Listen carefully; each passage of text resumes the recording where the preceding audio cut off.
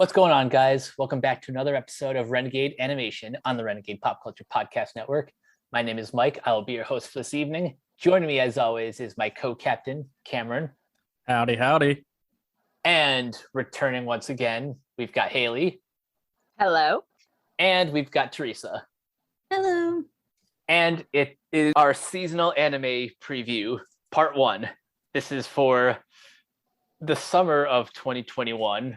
And we'll get into it in just a minute. But first, I want to bring up a little bit of news. It's now official. Sony has officially purchased Crunchyroll.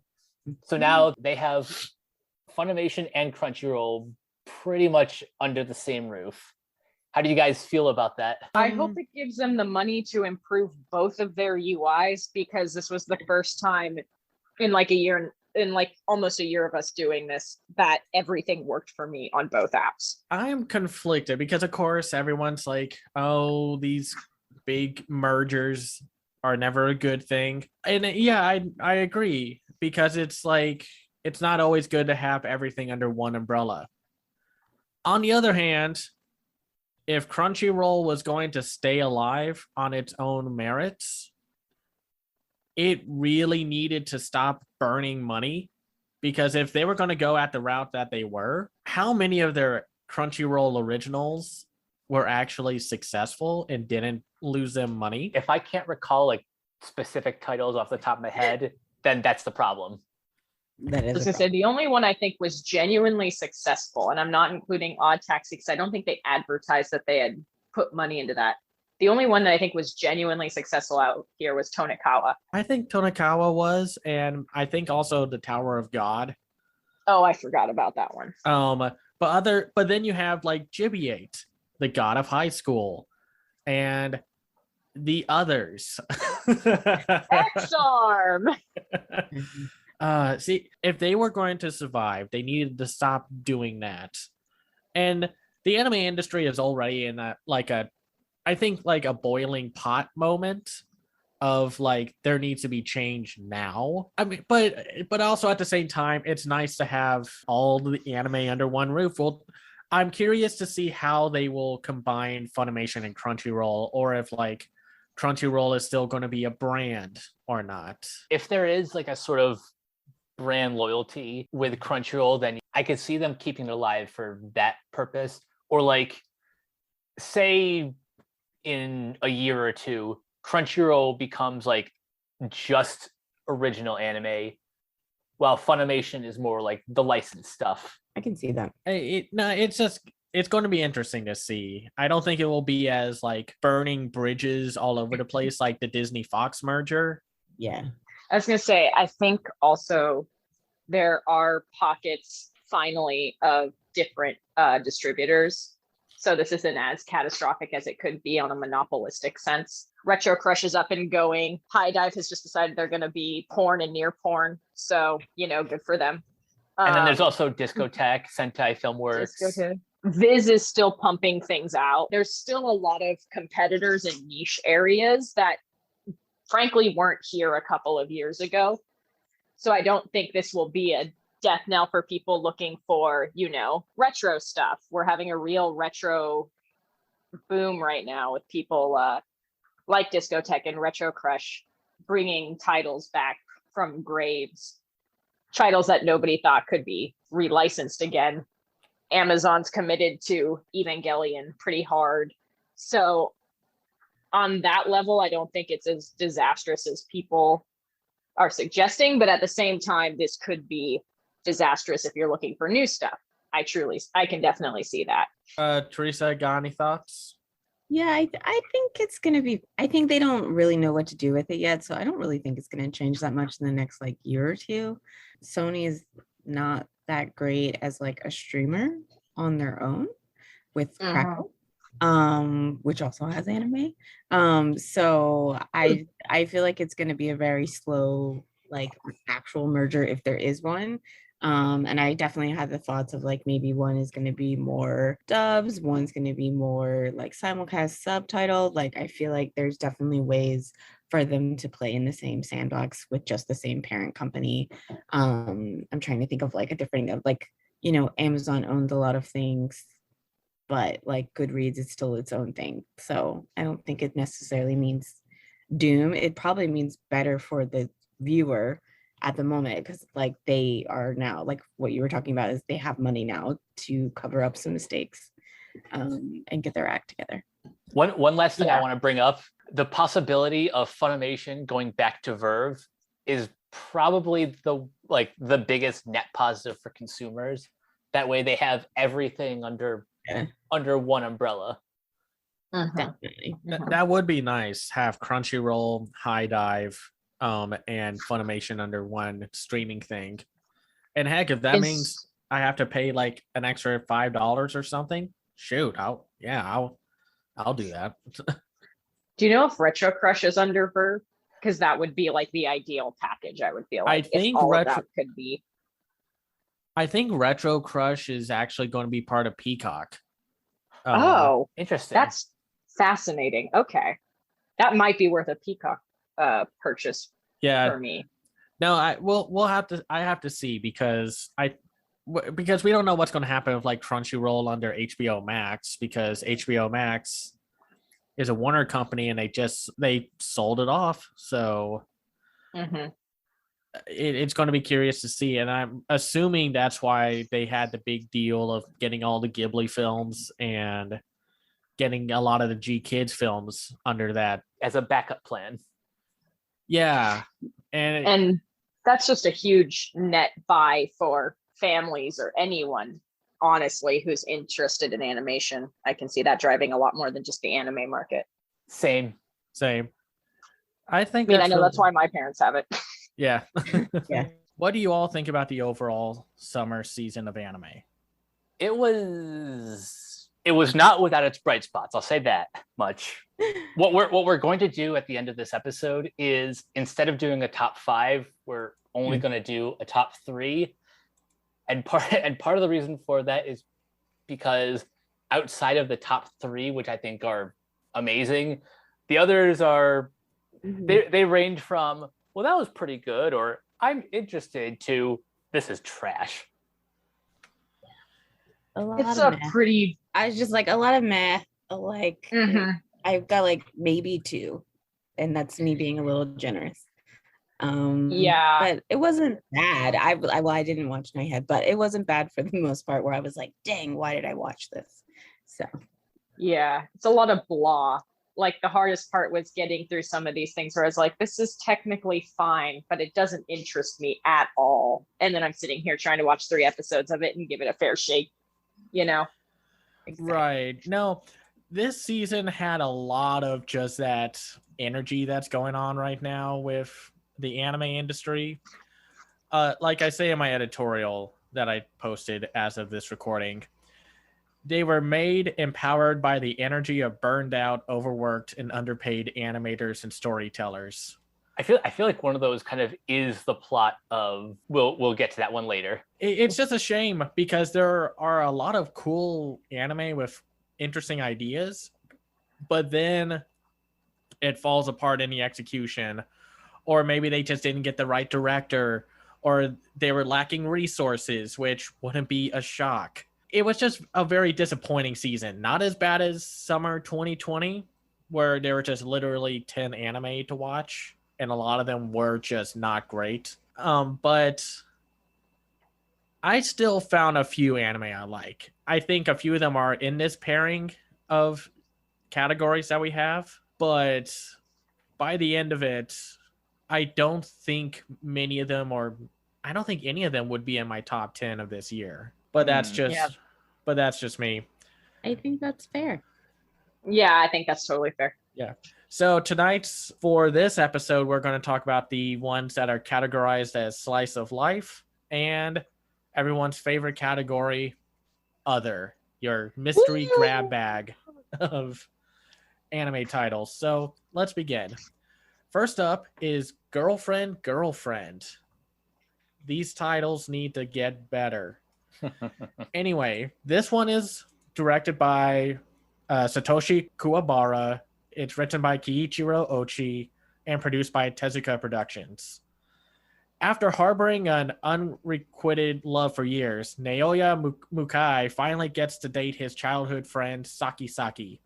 However, just as he tries to commit himself to this relationship, he receives an abrupt confession from Nagisa Minase. At first, Naoya tries to reject her, but is soon overcome by feelings of not wanting to hurt Nagisa, trying to avoid betraying his girlfriend's trust in him.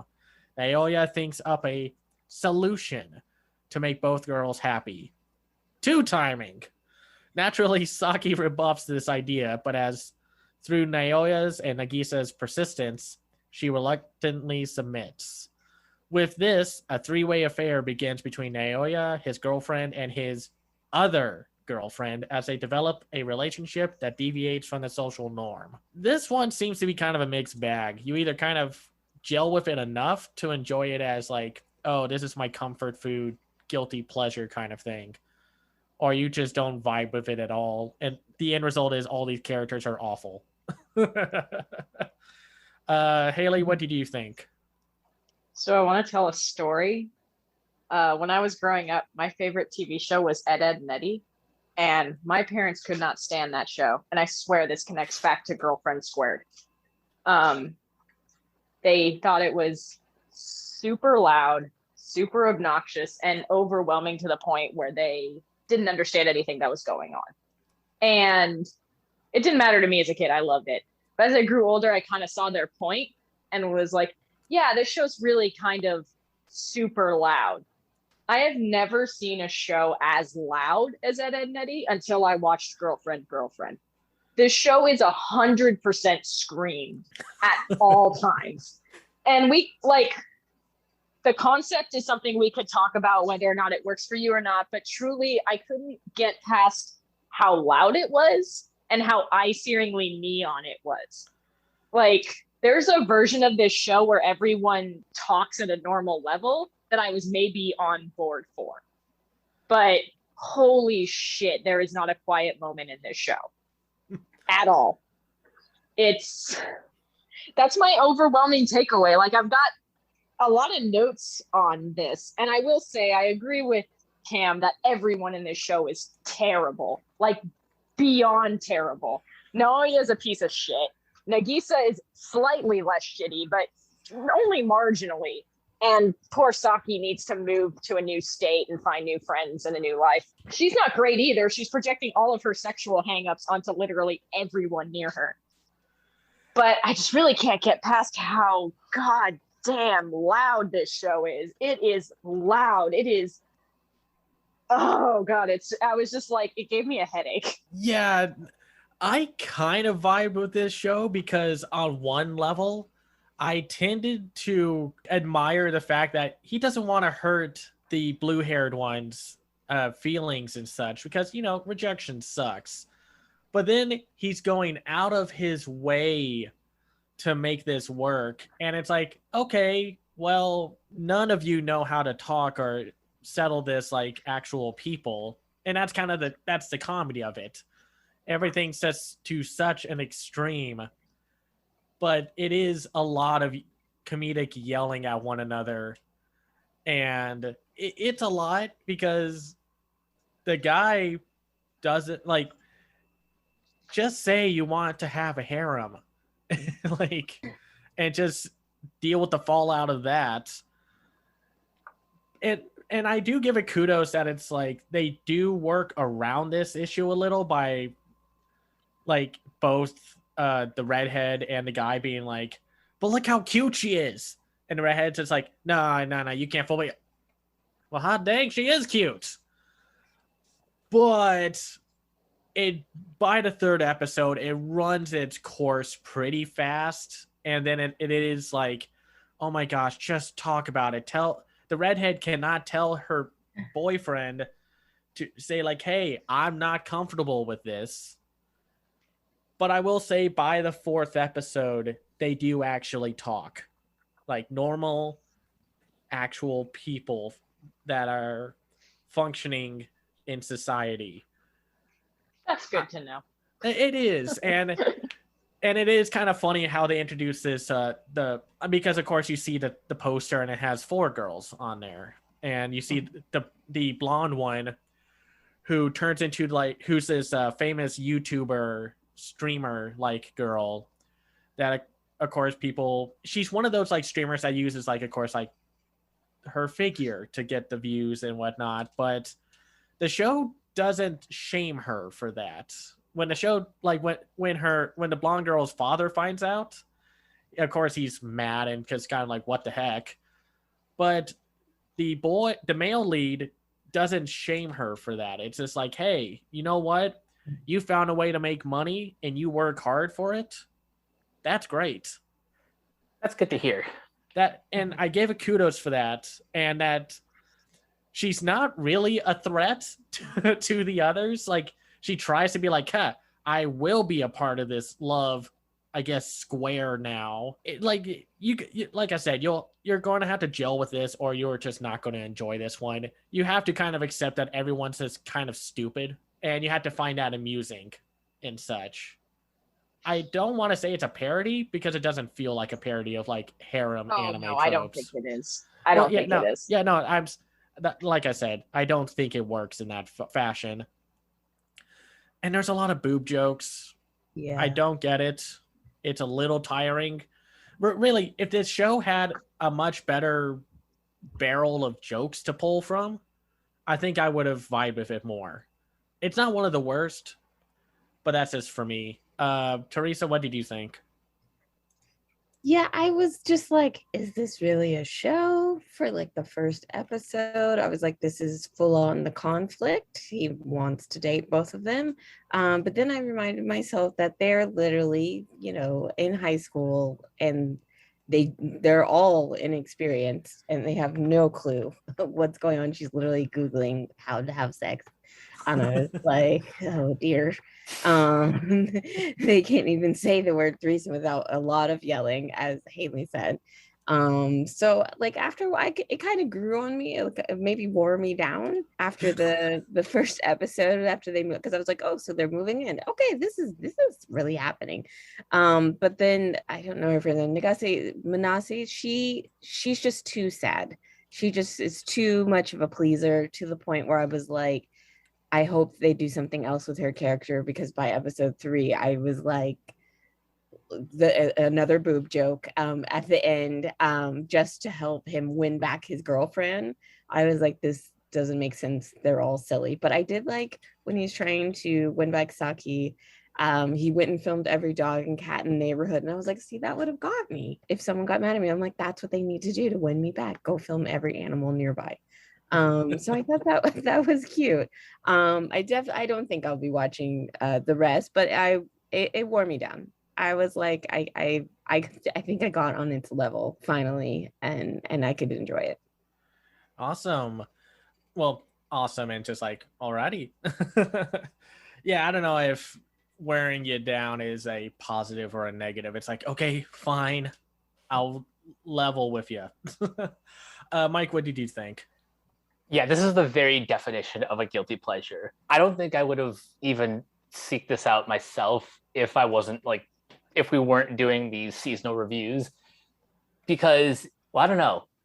I think the reason why I ended up enjoying it is because all the characters are awful, but just to varying degrees. The sense of humor is very extra, in that the comedic moments are basically just like drama taken to 11, which works depending on like whether or not you vibe with that sort of extreme writing.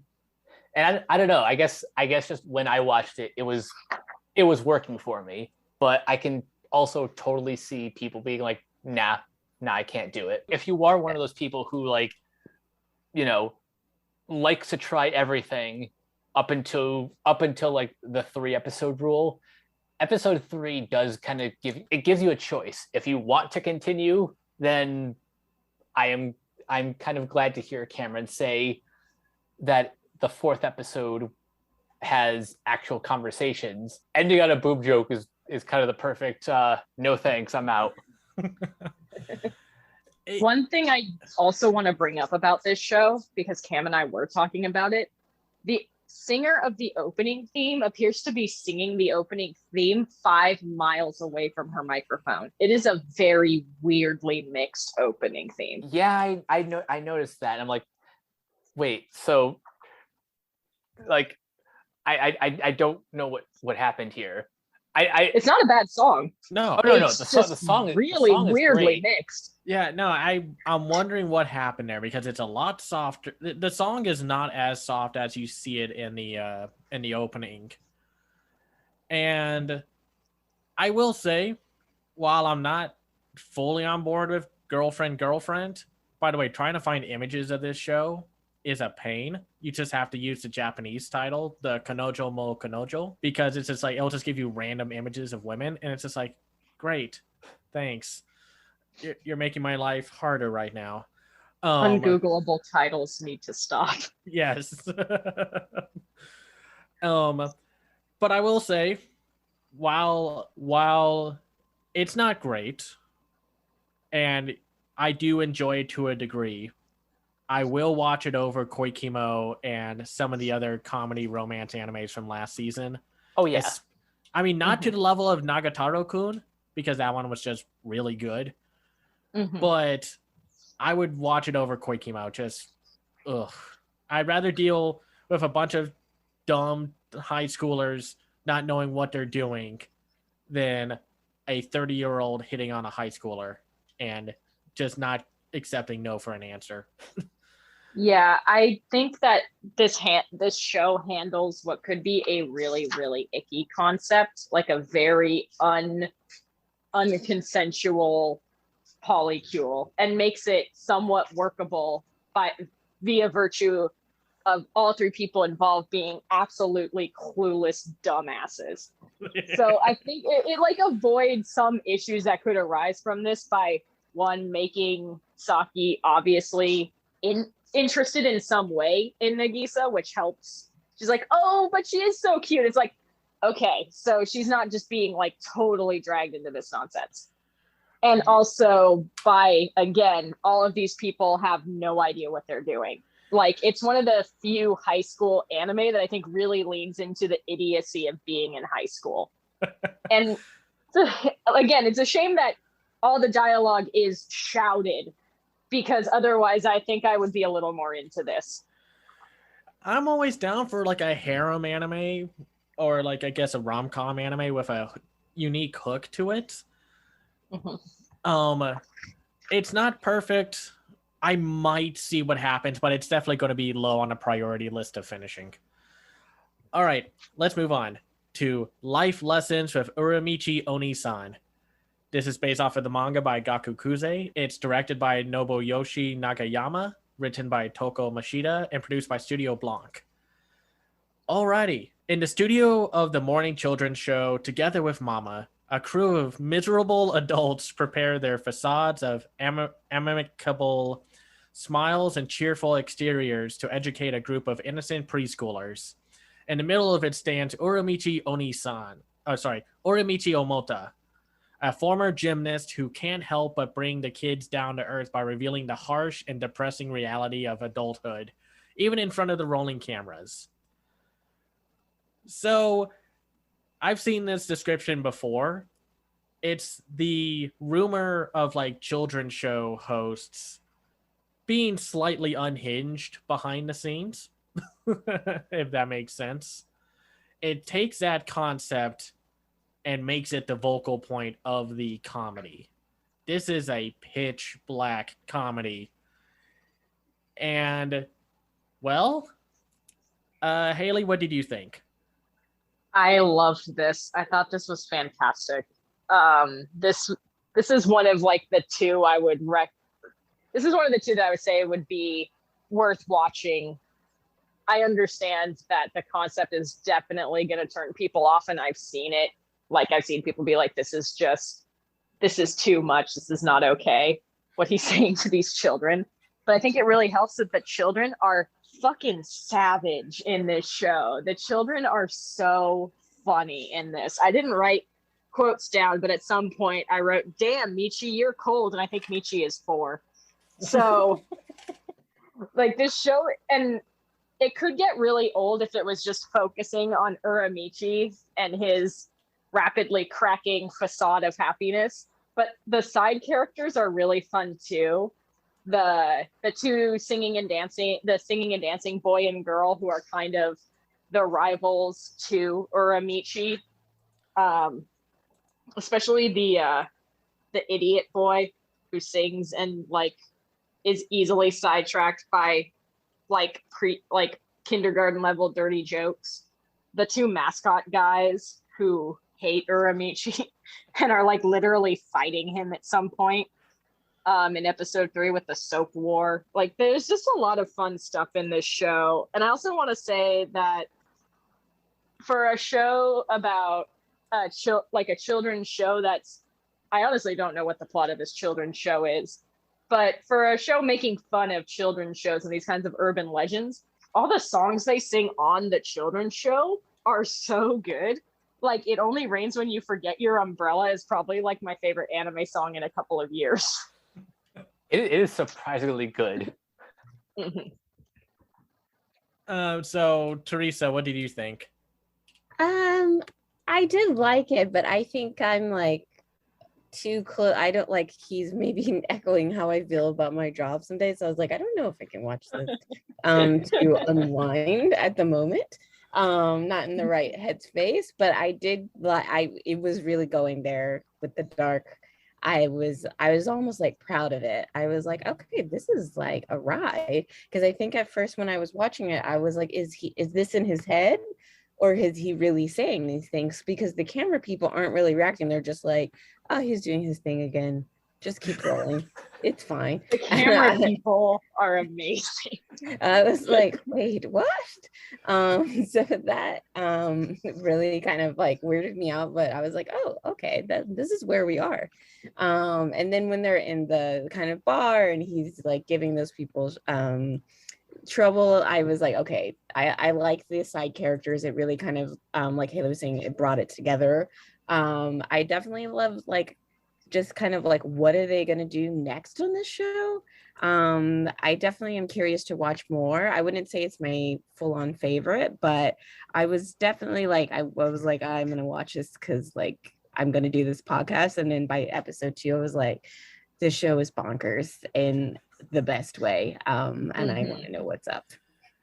It's probably the best comedy of the season because it just leans into the dark, cynical side of it all. Like there's this one scene, I think it's in episode 1, where where Uramichi's voice cracks, and one of the kids is like, "Uramichi Oni-san, why is your voice cracking?" And he kneels right down to that little kid, gives the scariest looking stare at him. And he's like, it's because of the nonstop constant crying and drinking.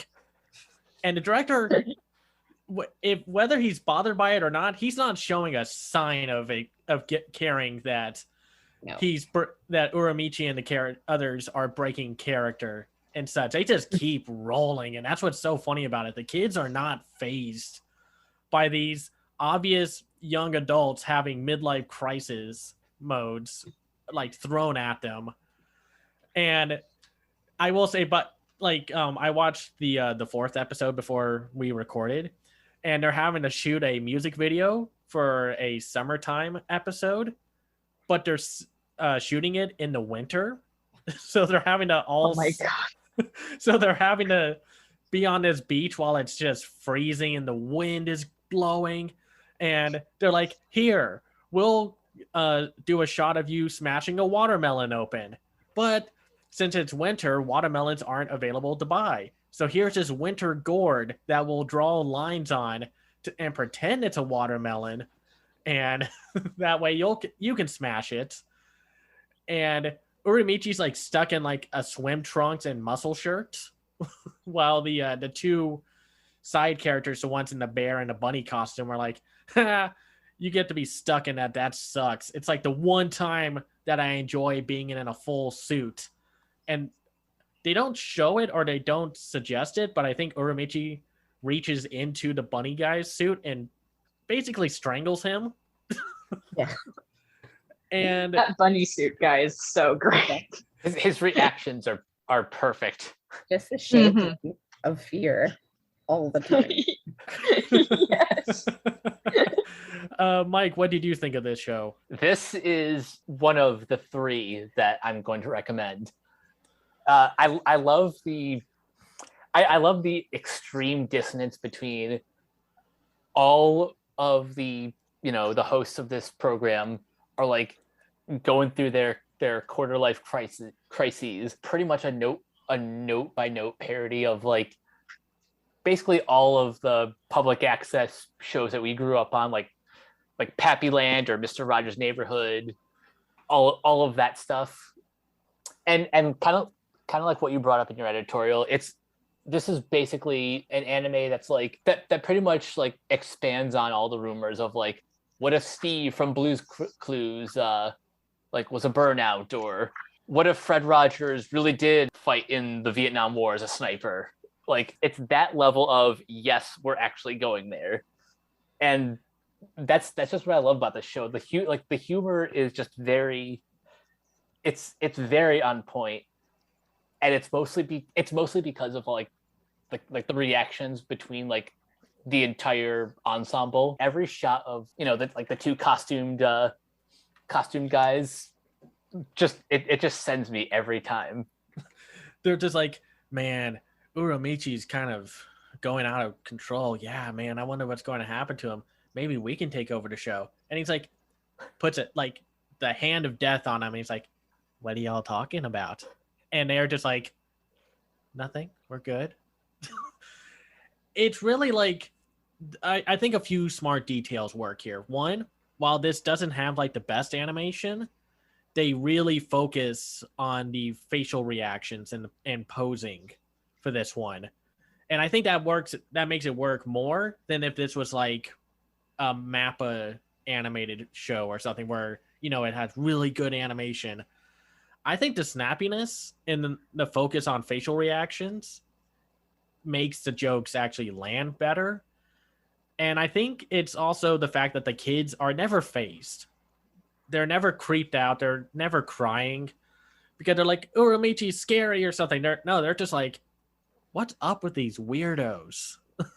The kids dish as much as they can take. The kids are real, like, I can't emphasize enough. These are like some really savage kids. They know exactly how to get to the pain points of every single person they're interacting with. And I think that makes it fun too. I think one of my favorite kids are almost an antagonist. One of my favorite interactions with the kids is I think one of them said like Uramichi can do anything, and then he draws the image. Oh my god, the magical girl drawings. Oh my god. And that just show like, really does have to be seen to be believed. Yeah, no, I'd highly recommend this one. I would say it's one of the few shows this season that's running on all cylinders. Mm-hmm. And Definitely. you can't say that with a lot of the, like, even the good ones. A lot of them are just like, there's something here. And yeah, no, I can definitely see this one being in my top 10. I really want to see how this one goes, like, as every episode goes by. I can't wait. It's only going to be, I think, 12 episodes, or it might be 13. It's going to be 13 episodes. And I think that's perfect. Yeah, I don't know if they could do this for two or three seasons. I think that's what's kind of the appeal of anime. They can come up with an idea that's substantial enough for 13 episodes. Even if after those 13 episodes, it's like, I want more. Now for the last of our slice of life anime, The Aquatope of White Sand, a original anime this season from PA Works that did, like Makia, When the Promised Flowers Bloom, and Shirobako. It is directed by Toshiya Shinohara and written by Yuko Kakihara. The story is, after leaving her idol career behind, Fuka Miyazawa finds herself on a spontaneous flight to Okinawa instead of returning home to her pity party in Morioka. Bearing a heavy heart and nowhere to go, she aimlessly wanders around the area until she stumbles upon Gamma Gamma Aquarium, an aging aquarium on the verge of closing down.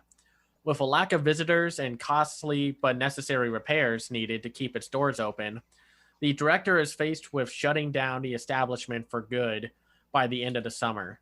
The director's aquatic life-loving granddaughter, Kukuru Misakino, cannot stand the thought of the aquarium closing and is determined to end by the end of the season to keep the doors open. Seeing the unique magic of the aquarium, Fuka begs Kukuru for a job. However, she soon finds that her lack of experience makes her more of a hindrance than anything else. At the same time, Kukuru realizes that her ambitious goal might be more than she can handle. With mounting pressure from all around them, will Kukuru and Fuka be able to save the one place they hold close to their hearts? I really love this show. I didn't really know what to expect. I thought it looked interesting. It stood out from like all the fantasy, the comedies, the action, the isekais. Here's this really charming, low-key slice of life anime. And I just adore it, and not just because I also love aquariums. Haley, what did you think? Yeah, this is charming as heck, and very, very strong character work, which I think is necessary for a show like this. Like, this is a slow burn. If you're expecting a lot of action, if you're expecting immediate feels, immediate connections, this isn't the show for you. But I was getting more and more invested as time wore on, to the point where at the end of episode 3, I was like, oh no, that's the end, and I gotta jet off to some other random thing. But I definitely want to revisit this again. I really like how this realism is like underneath a lot of the plot lines in this anime. Like Fuka is no longer an idol, basically because she's too nice to be an idol. And I think that is a very interesting tack to take with a former idol story. We have a way crappier former idol story that we're going to talk about later in this episode. And I think this one does a really good job of kind of showing in the little things, how even in a slightly fantastical story about fish bringing two women together, how like expectations and dreams and pride can affect every aspect of our waking life. And I really like the side characters so far too. The pregnant vet was in episode 3. It's probably one of my favorite characters in an anime that we've seen in a long time. Like an adult woman who is a mentor to a young woman who is pregnant, who is doing everything she can to assist Kurukuru in her goals, and doesn't blame her when things start going south. Like, I was just really very into how well drawn this show is in terms of the characters. And I mean, I think it does look really nice though too. Like, the CG fish kind of detract from the sense of wonder in this aquarium, so I was glad the penguins aren't CG. But other than that, this feels very special. Like, one thing I wanted to definitely point out is you see the veterinarian, both as a young woman and in the current form as she's pregnant, and they do a really nice, subtle job of aging her. Like, they only add a couple of lines on her face and change the shape of her eyes and her hairstyle slightly, but you get so much better of a sense of the years that have passed through that than most anime I've seen trying to age women, and I thought that was pretty cool. But yeah, this is a tearjerker. It's very emotional. It's very well done. I think my best note for it was, this is such a nice show. It's like, out of all the shows that are trying to be like big, grandiose, and ambitious, it's like, this is just a quiet little low-key show that focuses on the characters more than anything else. There's that weird little spirit thing that's walking around, and I have no idea what the deal with that thing is yet. Yeah, that's really the only bit that's like, okay, I don't know what the point of this is, and this could probably be excised without much thought. But this is the kind of anime that I love. It's it's some of the few Ghibli films that do more low-key stories and just personal journeys, like Whisper of the Heart. It reminds me of something like that, or like Oko's Inn, Yeah, I can see where that.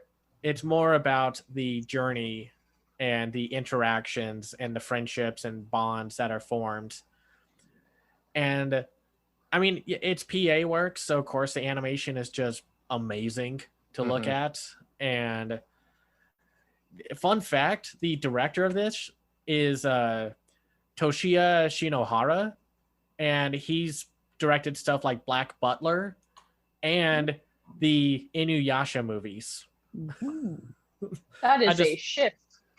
I know that. I just thought that was a very interesting little note about him.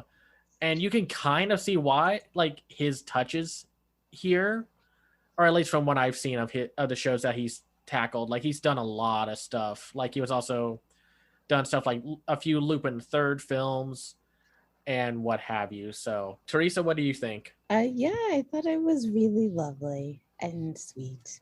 And I just it made me want to go to the aquarium. I was like, how can I make this happen in my life soon? I need to make a new friend. But no, I thought it was really sweet. The friendship is like it's definitely a slow burn, but I definitely liked compared to some of the other shows we're going to talk about, it wasn't supposed to be like instant friendship. She's just like, oh, you need a job, I need a helper, okay. And then they start opening up and sharing with each other, so I thought that was really sweet. I definitely love all the side characters and how they meet up at the diner. I'm still a little curious about what the grandpa's doing leaving her there for the summer, but I'm like, I guess she knows what she's doing for the most part. But I thought that was a bit weird that she's just claiming to be the director, and she can't even graduate high school. And I was like, I guess this town just rolls like that. And that's fine. Must be a small aquarium, because also they went straight into the penguin feeding, and I was like, she's not going to give her a little crash course, a little bit more tips. Obviously, she's just very trusting. But no, I really liked it, and I'll definitely keep watching it. Mike, what did you think? Yeah, I love this. It's one of those shows that's just a vibe. Like you mentioned, it's more character focused. This is pretty much like the definition of slice of life. I love the animation. You guys know how much I really take to water in animation. If you can nail that, the rest is pretty much a cakewalk from there. I love these characters. I do kind of love how, you know, the main character is like she's not really the best student, but yet when it comes to the aquarium, this is basically her life's passion and nothing else matters. And that's completely okay. This is just very pleasant. And I think it's a nice palate cleanser compared to a lot of the other anime. But I watched this one right after watching Girlfriend, and it is like the tonal shift is like very noticeable and very welcome. I was gonna say, you go from all dialogue all the time to very little and atmosphere. That was probably extremely jarring. Oh yeah. It's very impressive how quick the change of tone is when you go from girlfriend to Uramichi to Aquatope, which that's not a real word. That title is, these titles are weird, but whatever. It's anime. Weird titles are a thing. I'm curious to see where it unfolds, because it's going to be a 24 episode series. So this will dive into the fall season, which we'll get to in a few months. So we all talked about two anime that we pretty much liked. How about we tank all of that goodwill when we go into the other category? Because so far, I think we found really one of the worst of the season, with The Detective Is Already Dead. Okay, so based on a light novel and manga by Nigoju, the anime adaptation was directed by Manabu Kurihara, written by Deko Akao. Deko Akao will appear a lot in this. section of shows, and it's produced by this studio called NG. Okay, let's get started with the plot. Well, plots, I guess. Kimizuka Kimihiko is a crisis magnet. From getting caught up in a crime scene to accidentally witnessing a drug deal, trouble seems to find him around every corner. So it is no surprise when his rather mundane flight suddenly enters a state of emergency with a dire need of a detective on board. Unfortunately, his attempt at avoiding trouble is foiled by a beautiful girl with silver hair who goes by the codename Siesta, declaring herself a detective. She unceremoniously drags Kimizuka into the case as her assistant. That incident spelled the beginning of an adventure around the globe that went beyond his wildest imagination. Putting their lives on the line, the two took down criminal organizations, prevented disasters, and saved thousands. But the curtain closed on their epic journey with Siesta's untimely death 3 years later. Resolving to live an ordinary high school life this time, Kimizuka spends a year maintaining a low profile.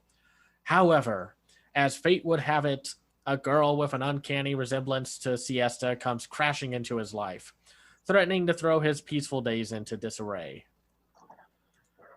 Okay, so let's play a game. What kind of show is The Detective is Already Dead? It's a shitty one. Woo! Yep. I had a hard time trying to figure out what kind of world this anime is trying to set up. Exactly what the tone wants to be. And it has a bit of that CW Dawson's Creek virus in it, because when you first meet these two characters, they're like, oh, we're in middle school. Uh-huh. Yeah. Sure you are. Yeah, you Middle all schoolers do this. Yeah. Exactly. It's like in high school, when I come back from class, I shave my 5 o'clock shadow. What is with anime and just being like, hey, this is a 14-year-old.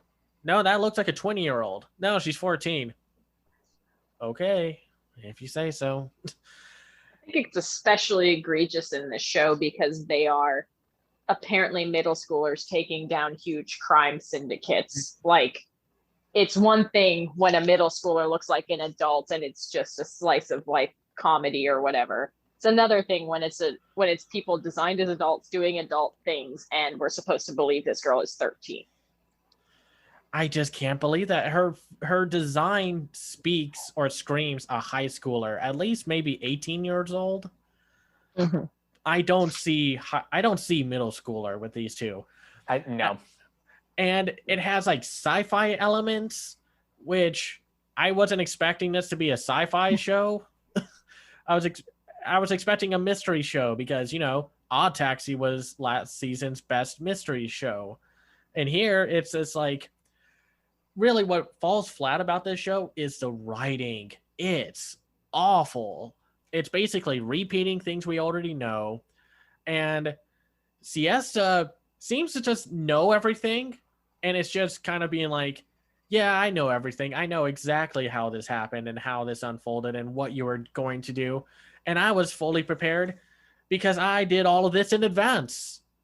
And it's like, oh, Lordy, this show. And then it starts to turn into a harem after the second episode. Really, I just can't stand this show. I've heard some people say that the light novel is good and that like the big plane heist at the beginning is an anime only thing, which begs the question, why did they do this? Like, why isn't the anime about them going around the world and solving crimes? Yeah. It doesn't make sense. And then they pull one major thing that I thought was just like, oh, you got to be freaking kidding me. And I get it. It's on it goes by an emotional level kind of thing. But even my like tolerance for emotional level experiences kind of cuts and stops with, oh, she died, but her heart was transplanted into this other girl. And now that girl has her entire set of memories. Sure, because that's how that works. Okay, so I know we all just kind of jumped in on this, but Haley, what do you think? So this show is awful.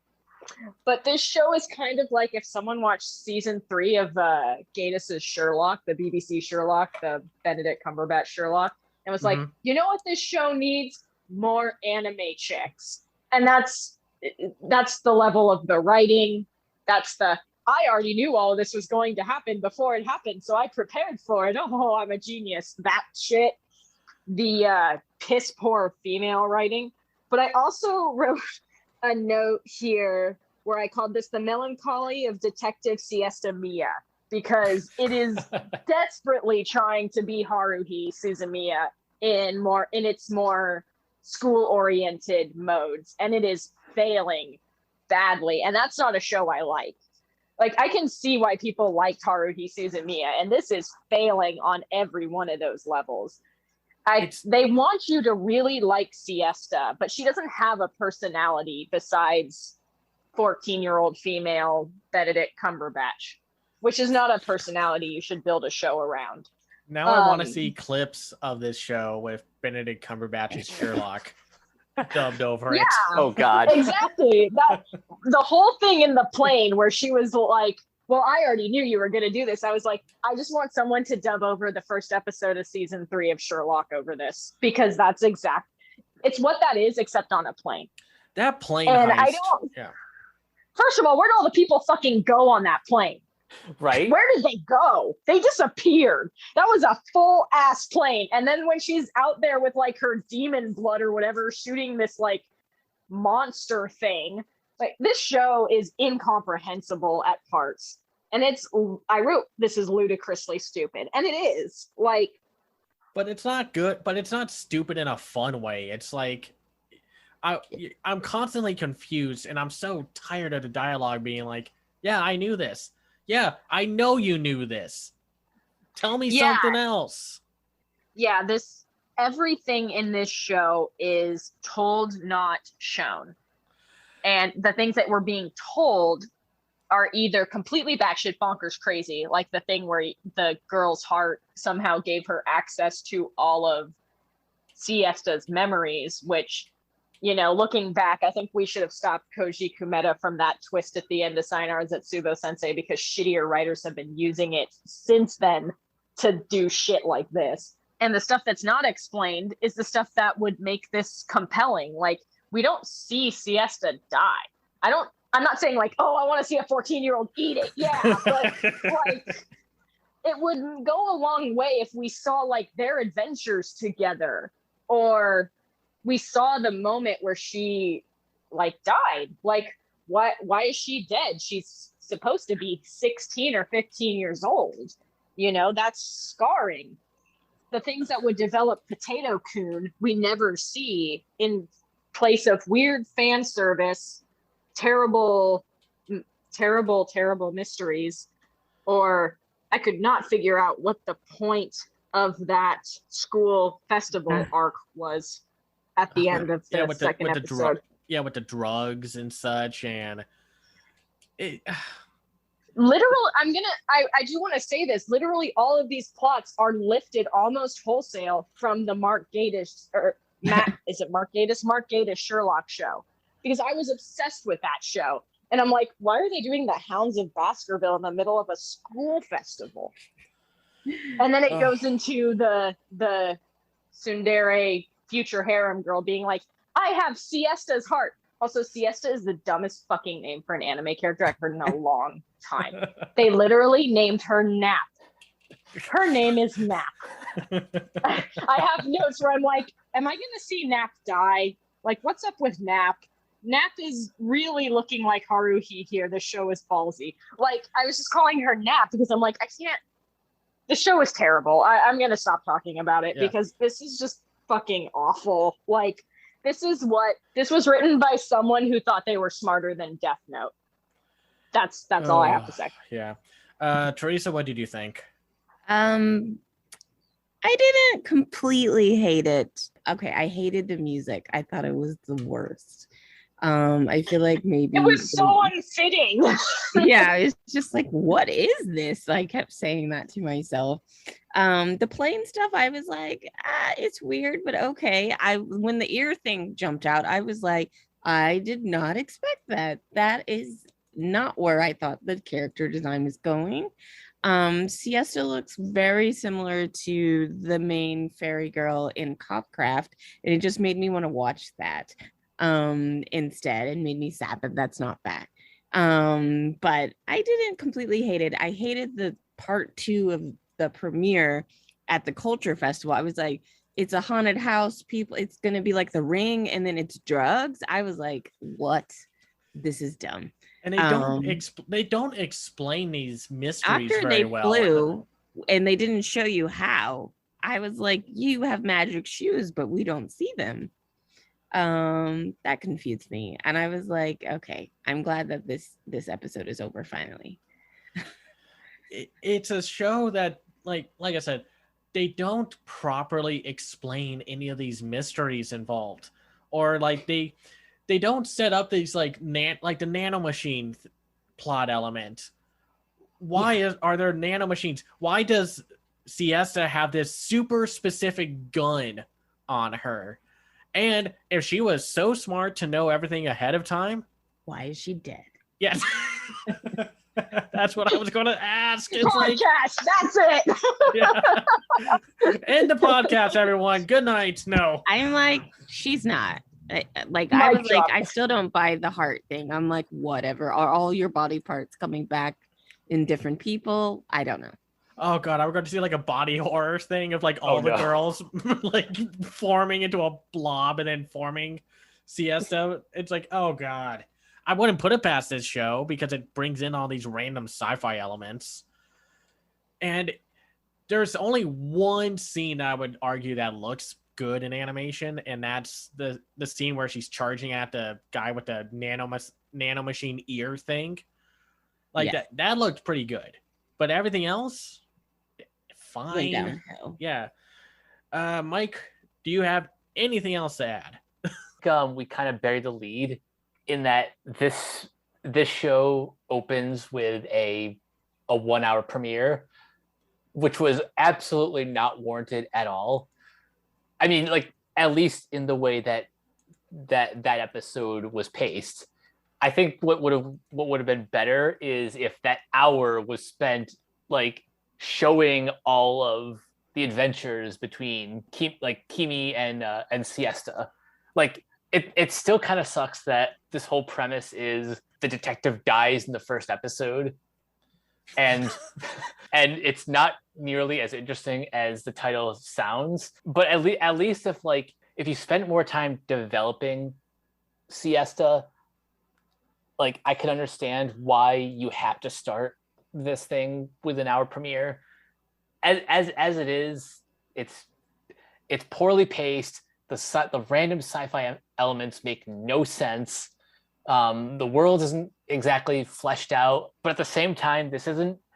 It's too competently made to be like so bad it's good, but it's too not good to be enjoyable. So if you haven't seen it, you're literally missing nothing. You're really missing nothing. Just watch Odd Taxi if you want a good mystery thriller. Like, that's probably my favorite anime of the year so far, Odd Taxi. And it is just so meticulously crafted in how it all unfolds. Unlike The Detective Is Already Dead, it's like, oh, we forgot to flesh out this plot. The characters already knew. Okay. This might be like the worst anime of the season.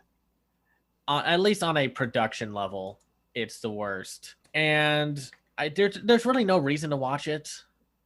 And even if you wanted harem elements, there are better harem anime out there. And even like, I would watch Girlfriend, because at least those characters are a lot more interesting and appealing in a different way, even though we just kind of ripped apart Girlfriend. But we're going to go through this next one kind of quick, since Mike and I were the only ones to watch it. Though a lot of this season's anime are very much, you didn't miss much. Nighthead 2041. I keep wanting to say it's 2047, but it's not Blade Runner. Anyway, it's based off of a 1992 drama. It's directed by Takamitsu Hirakawa. It's written by George Ida and produced by Shiro Gumi. Okay. In the year 2041, World War III has wiped out 2/3 of the human population. And in the newfound structure, the belief in any god or beyond human entity is considered a preposterous notion. In order to prevent citizens from bearing possibly incriminating thoughts, the government has assembled a special weapon enforcement division to capture and rehabilitate such believers. The Kirihara brothers, Naoya and Naoto, who were hidden away from society by their captors for years to conceal their psychic abilities, were promised freedom once the world was ready to face their existence. Now, wandering in the appalling new societal climate where psychics are not welcome, the brothers find themselves on a run from the enforcement's devoted operatives, Yuya and Takuya Kuroki. Well, have you seen Scanners? Have you seen Blade Runner? Have you seen every single generic sci-fi anime out there? And have you seen Equilibrium? Congrats, you've seen Nighthead 2041 then. I was bored by this show. It's not interesting. The CGI is actually one of the better CGI shows of this season, though it's still clunky as all get out. And I just don't think it works on the factor of you have psychics and sci-fi elements. I don't think it fully works. Mike, what did you think? I think overall this kind of feels like undercooked chicken. Like the ingredients are there, as generic as the as like the blend of sci-fi influences is. If the animation was tighter, if the story had a little bit more of its own unique identity, I could more comfortably recommend this. But as it is, it needs a few more minutes in the oven. And one thing that this show really wants to be, it really wants to be Akira. And I don't mean that in just like, oh, it has similar elements of kid psychics and don't they even reference Akira like directly at one point? Oh yeah. If you decide to watch this show, Teresa or Haley, take a shot every single time someone is reading an Akira manga in the show. Are you serious? Mm-hmm. Yeah, we're serious. It pops up relentlessly throughout the show. And I might have my qualms with the movie adaptation of Akira, but this thing is no Akira. This thing wishes it could be Akira. It wishes it could be as primal, as emotionally driven, and as visually stunning as Akira. It's not. Not at all. Like, the worst thing that this show offers is that it's boring. It doesn't really know how to set up its story. I was really confused when they introduced the two psychic brothers, because I was like, oh wait, so are these the main characters, or are they the bad guys?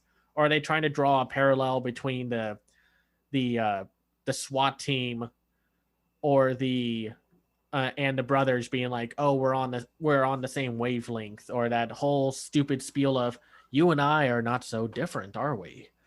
Kind of baloney. I just found this show utterly forgettable. Oh, that's the other thing. Like, no, like if you can't name the characters like off the top of your head, then that's a problem and shows how much the show fails in that department. A lot of shows seem to fail this season in one way or another, and what's kind of unique about it, they're all different flavors of bad execution. Speaking of, let's go into the next one. Peach Boy Riverside. That's on Crunchyroll. Based off of the manga by Kyosinja. The anime is directed by Shigeru Ueda, written by Kiichiro Ochi, and produced by Asahi Productions. Oh boy, let's get into this one. Because this one's kind of notorious from this season. Because, well, let's actually talk about the plot. In a magical world where humans, demi-humans, and Oni are heavily at odds with each other, a princess named Salturine, Sally, Aldike. I hope I pronounced that right. These names. Anyway, It's not like they actually said it in the show either. So no, is on a journey to find a person named Mikoto Kibitsu. Traversing the world, Sally comes across many truths that she has been ignorant of due to her lineage, including the knowledge that the Oni possess powers potent enough to wipe out humanity. Seemingly blessed with a way to counter the Oni's might, Sally has a strange power that manifests itself as a sigil resembling a peach, giving her superhuman abilities capable of defeating powerful Oni with ease. Even so, Sally refuses to discriminate between humans, demi-humans, and Oni as much as possible, believing that peace between the three factions could be attainable one day. On the contrary, Mikoto, who also has the same ability as Sally's, but with greater mastery, has a different goal. Mikoto is out to kill and torment all Oni in existence, stopping at nothing to fulfill this objective. As Sally and Mikoto continue to cross paths, the power they possess will spell the difference between amicable coexistence and utter annihilation. Or at least that would be the plot if they didn't air the episodes out of order. For some reason, this show decided to, like, either the director, this was the director's idea, or the production notes ideas, because of the manga. Apparently, because of the manga is still going on, they told the story out of order. Whatever goodwill this anime could have had, whatever creative or interesting story bits that there are flushed away because the on-air versions of the show decided that it wanted to be pulp fiction, because the first 3 episodes are not the chronological order. For some reason, the online version of this, and not through Crunchyroll or Verve, are told in chronological order. I wish I understood why this happened. I don't get it, and I don't think the manga is still being made argument. If the manga was still being made, why did you make an anime out of it? Ugh. Before I get into my thoughts, Haley, what did you think? So I did something interesting with this one. Normally, I take notes on every show I watch, just so I can kind of remember it, so I can like ping up specific points when we're talking about it. This one, I sat down and took no notes and watched it as if I was watching this show for enjoyment on my own. And it is confusing as all shit. The first 2 episodes do kind of make a nice duology. So it's not the worst way to start off if you're doing a non-chronological show. Like, you get a decent introduction to Sally in those episodes, even though it's kind of abrupt. We meet Frau, the adorable bunny girl. And there's a nice, complete story told in those first 2 episodes that ends on a pretty decent cliffhanger. The 3rd episode takes place, I would say, probably where episode 50 would take place, because there's some sort of battle tournament, and all of the character arcs that we were working on from the first 2 episodes were resolved, including Sally finding Mikoto, which is like, oh shit, I feel like this should be a bigger deal. And it seems like people have changed factions, and now there's a whole Oni like council. And it completely lost me at that point. That was when I was like, okay, when I started checking my phone, because I was like, I don't understand this anymore. And it's a shame, because I feel like there's a lot in this show that would make it pretty solid in a season like this. If they hadn't done this, this would be probably a standout, because it's got a very solid story. It's a retelling of Peach Boy Momotaro, the legendary Japanese folktale. And it actually does some interesting stuff with that folktale that I found pretty solid. Normally, I'm not into anime that try to do racial allegories via monsters, because they never seem to get it right. But this show is very committed to that and seems to be doing a pretty decent job of outlining all the issues between these different factions and these different fantasy races in their environment. And it actually is a decent, it's not, it has the elements of a generic fantasy world in an anime, but they're actually making efforts to build it up through the episodes, or the first two they were.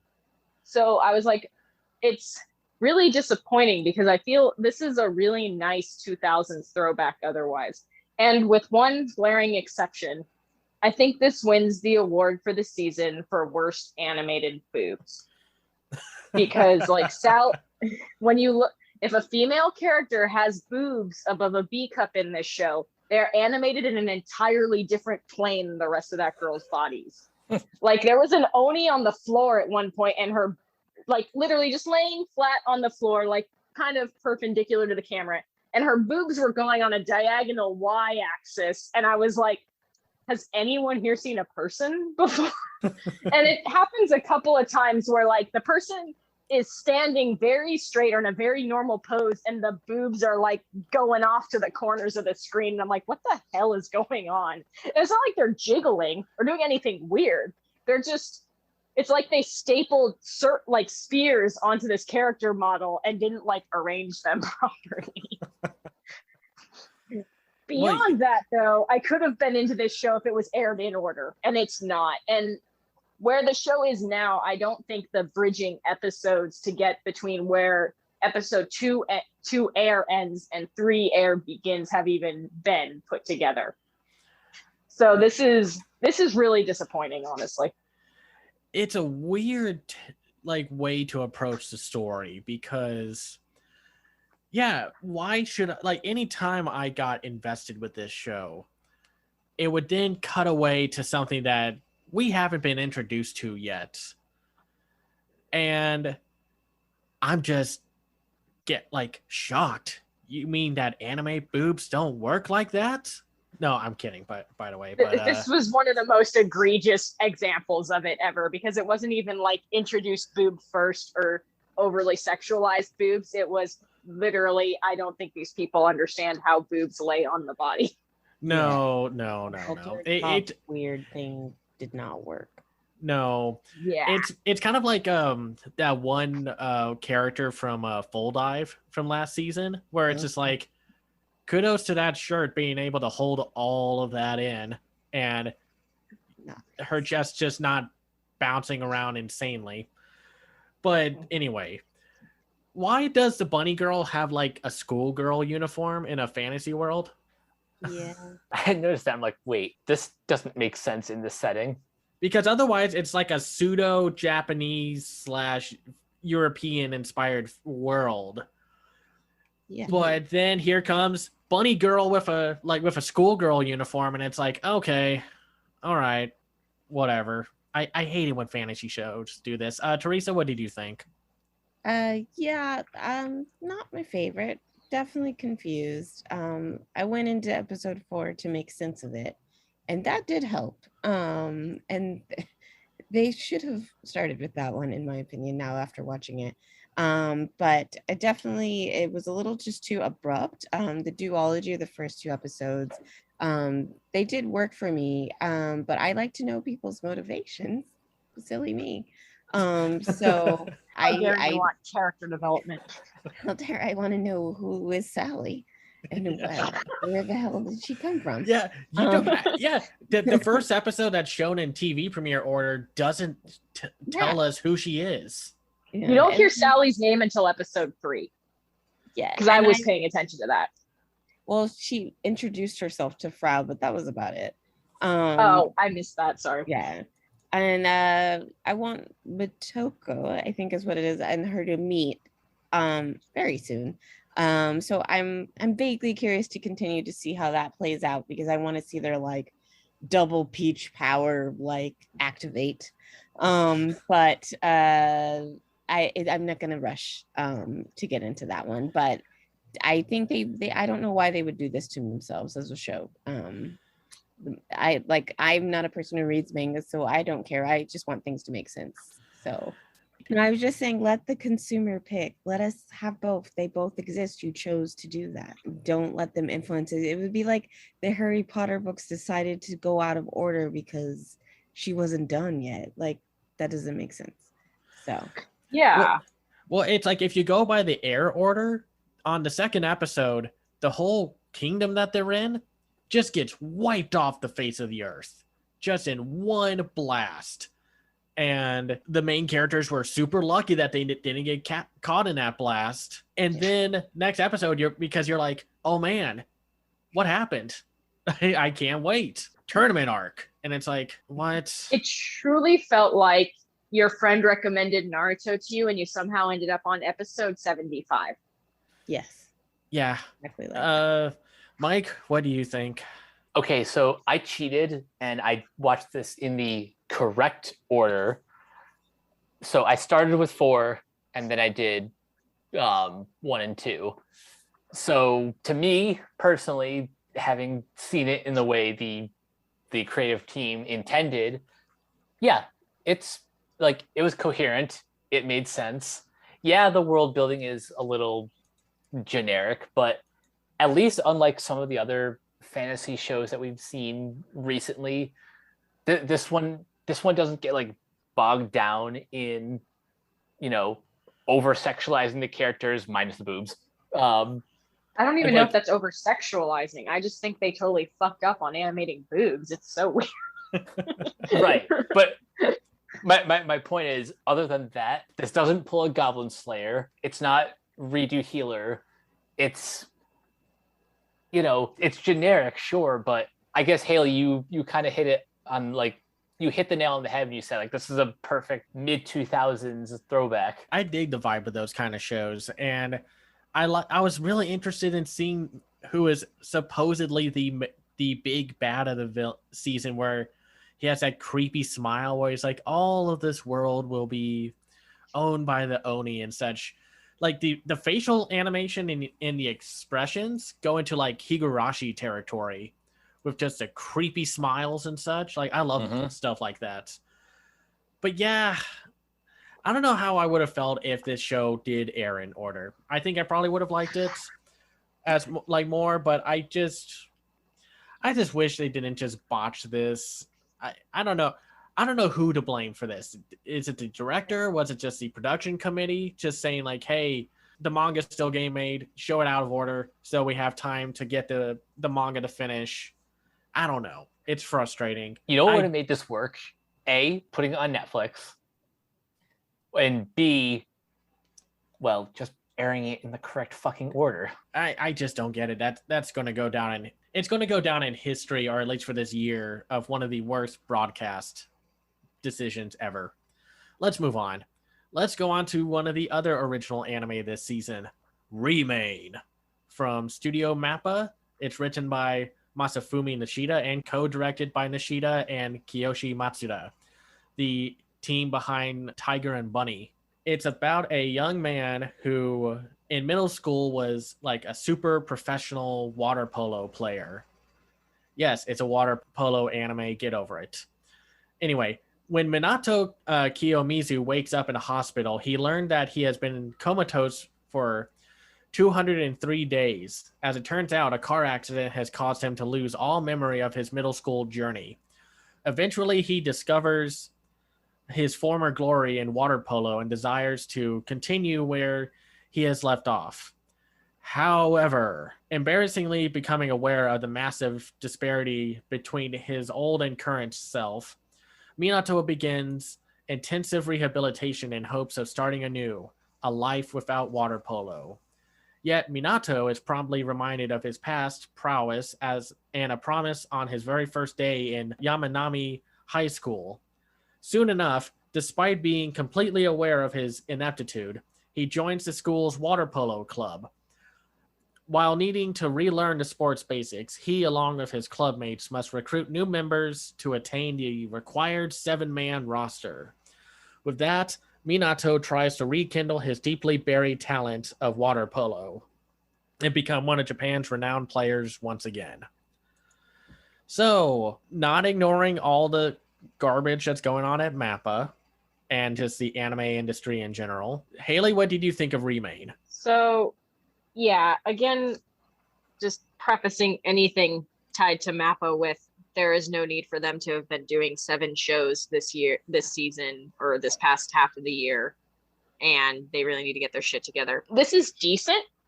I think the premiere has a lot of promise that the following episodes don't quite deliver on, which makes it better than a lot of stuff this season, I will say. The concept of having your main sport guy have amnesia and having that be the way that you explain the sport to the audience is pretty interesting, but I think it's not super well executed.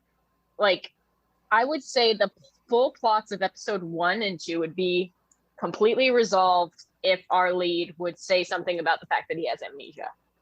And he straight up just doesn't until like the end of episode 2. It's like, bro, just, and there's really no reason for him not to. It's not like he says, I'm so ashamed of not remembering things, or it's a huge plot point. He just, for whatever reason, is not telling people that he has some very specific amnesia going on. Also, for a water polo anime, the fact that nobody has nipples is extremely irritating to me. There's a scene in the first episode where our lead looks in a mirror and he's like, oh no. And I thought he was literally going to say that his nipples were gone because he has no goddamn nipples. Aside from that, though, this is a solid shonen sports anime. You've met all these characters before. These are fun variations of them, especially when we get into episode 2, where we get Ushimato and Bobby.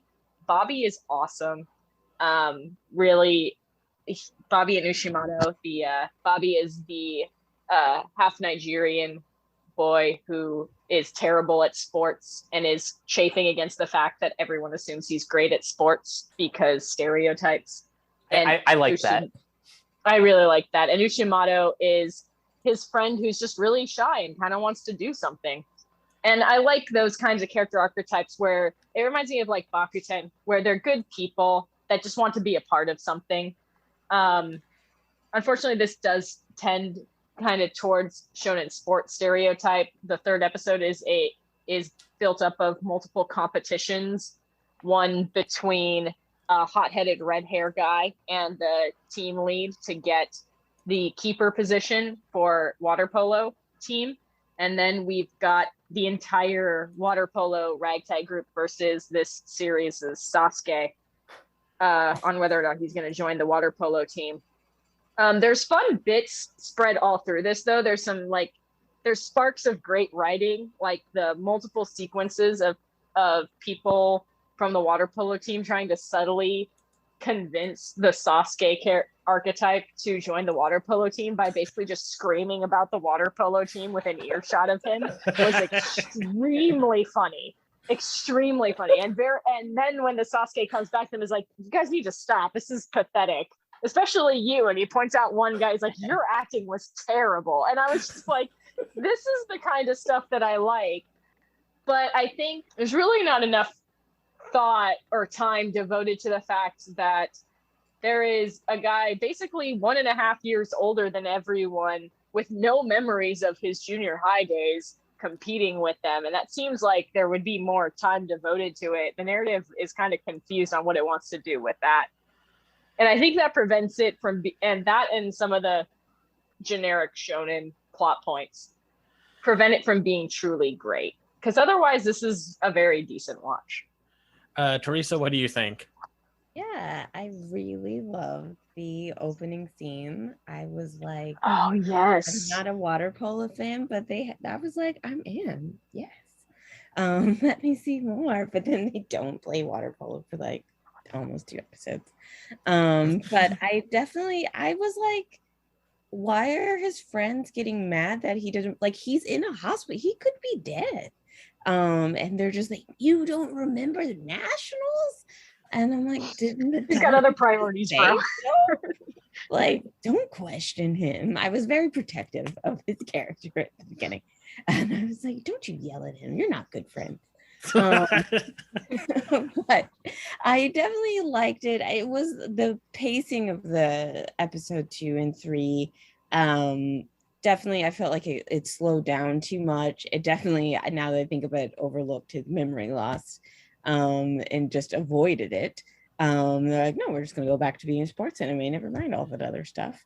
But I love the opening scene, and I do want to watch more of it. And I just thought it was really sweet, and it did give me Bakuten vibes. And that it ends on a cliffhanger basically in episode 3, and I was like, don't watch more, go back. So I'm fully in. Mike, what did you think? I like it more than I would any other generic sports anime because of the memory loss thing. It just kind of sucks that it gets the most attention in the first episode, but then it just kind of settles into, oh no, we're just a generic shonen sports anime, which is fine because I like these characters. Bobby, I think, is my favorite, next to, and just for the sheer comedy of it, Itaro, who spent like a lot of episode 2 or maybe even episode 1 like stalking Minato, saying like, so you're gonna join the team, right? So you're gonna join the team, right? Until he's like, okay, fine, I'll join your stupid team. Yes. No, so I watched all the current episodes that are up. They do dive back into the memory loss stuff. Oh, do you want me to spoil anything, or do you want me to keep it tread lightly? Yeah. Okay. Well, first off, I think at first I was like, the show's fine. It's a solid sports series. It's not Bakuden, which is like the best sports anime this year. But I do think what saves it is the fact that these guys are incredibly likable characters. It's the execution of their writing. And I love Takekazu, the one with the red hair. Mm-hmm. And I love like when he's, I think, talking with Itaro, like in the bathroom when they're trying to convince Shugo, the moody, angsty one. It's like the Sasuke. Yeah, the Sasuke. And Takekazu is just like, are you telling me that if I join water polo that I get to be buff? I love being buff. It's amazing to be muscular. I love water polo. And I think what's great with the punchline is that Shugo's just like, yeah, your acting sucks. And Takekazu is just like, how dare you? And then Itaro is like, no, he's right. Your acting sucks. And then Bobby is, he's the best character. He's this like very low key, just likable guy who also wants to be a baker and such. And he his bakery background comes up a little more in the future episodes. I guess like because this wouldn't be a show without all 7 people.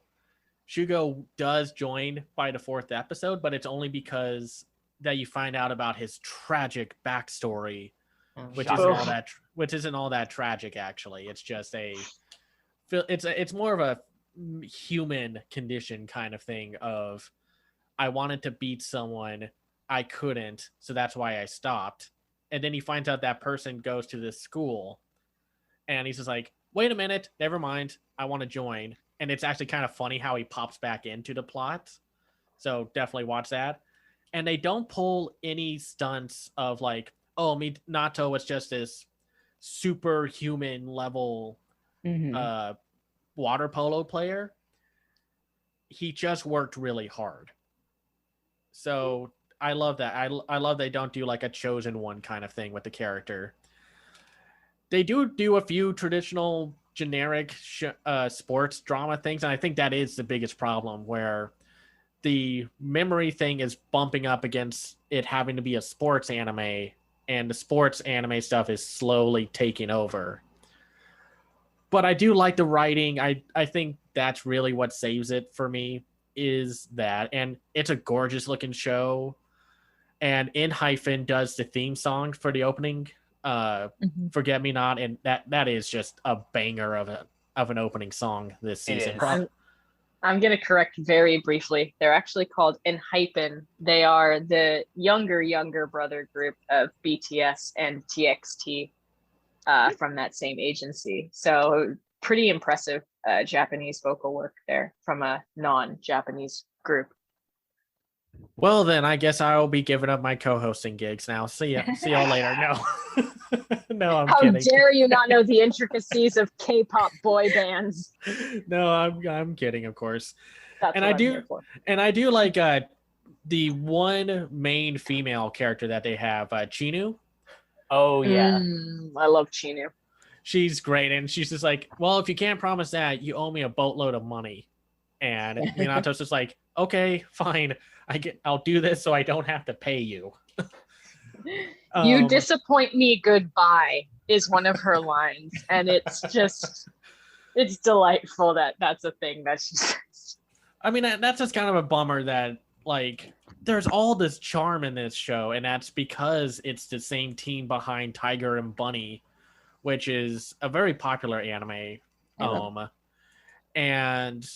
But it's just not there yet, and I think that's mostly because of the industry and how Mappa runs everything. And it's a shame too, because it's one of the few original anime this season, and I think I would have loved this as much as Bakuden, but Bakuden just made the best first impression, and it didn't really try to have like a gimmick to it. It's these boys enjoying their time as a group gymnastics team. That's it. That's the entire goal of the show, to be this amazing and likable and endearing sports anime. Next up is a Studio Bones produced anime, The Case Study of Vanitas. I won't tell y'all how many times I said The Case Study of Carnitas instead of Vanitas. So it's based off of a manga by Jun Mochizuki. It's directed by Tomoyuki Itamura, written by Deko Akao. See, there he is again. And produced by Studio Bones, of course, the studio known for My Hero Academia, among many other shows. So, were y'all ready to have another vampire anime? Because that's what we got. So, scorned by others of his kind for being born under a blue moon, the vampire Vanitas grew afraid and desolate. According to legend, he created a cursed grimoire known as the Book of Vanitas, and it is said he would one day use it to bring retribution upon all vampires of the Crimson Moon.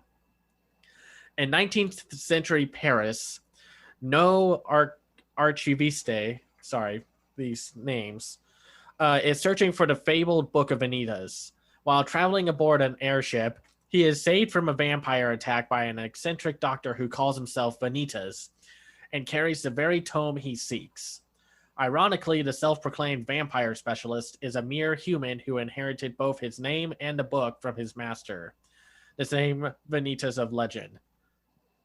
As the odd case of Charlatan's Parade crops up, the doctor's ability to restore sanity to vampires by recovering their true name will prove most beneficial. So, first off, this show has a really good opening song. It's great. By Sasano Mali. I thought it was this really cool, jazzy, bluesy opening song. And, Haley, what did you think? So I was very on this show's wavelength until about episode 3.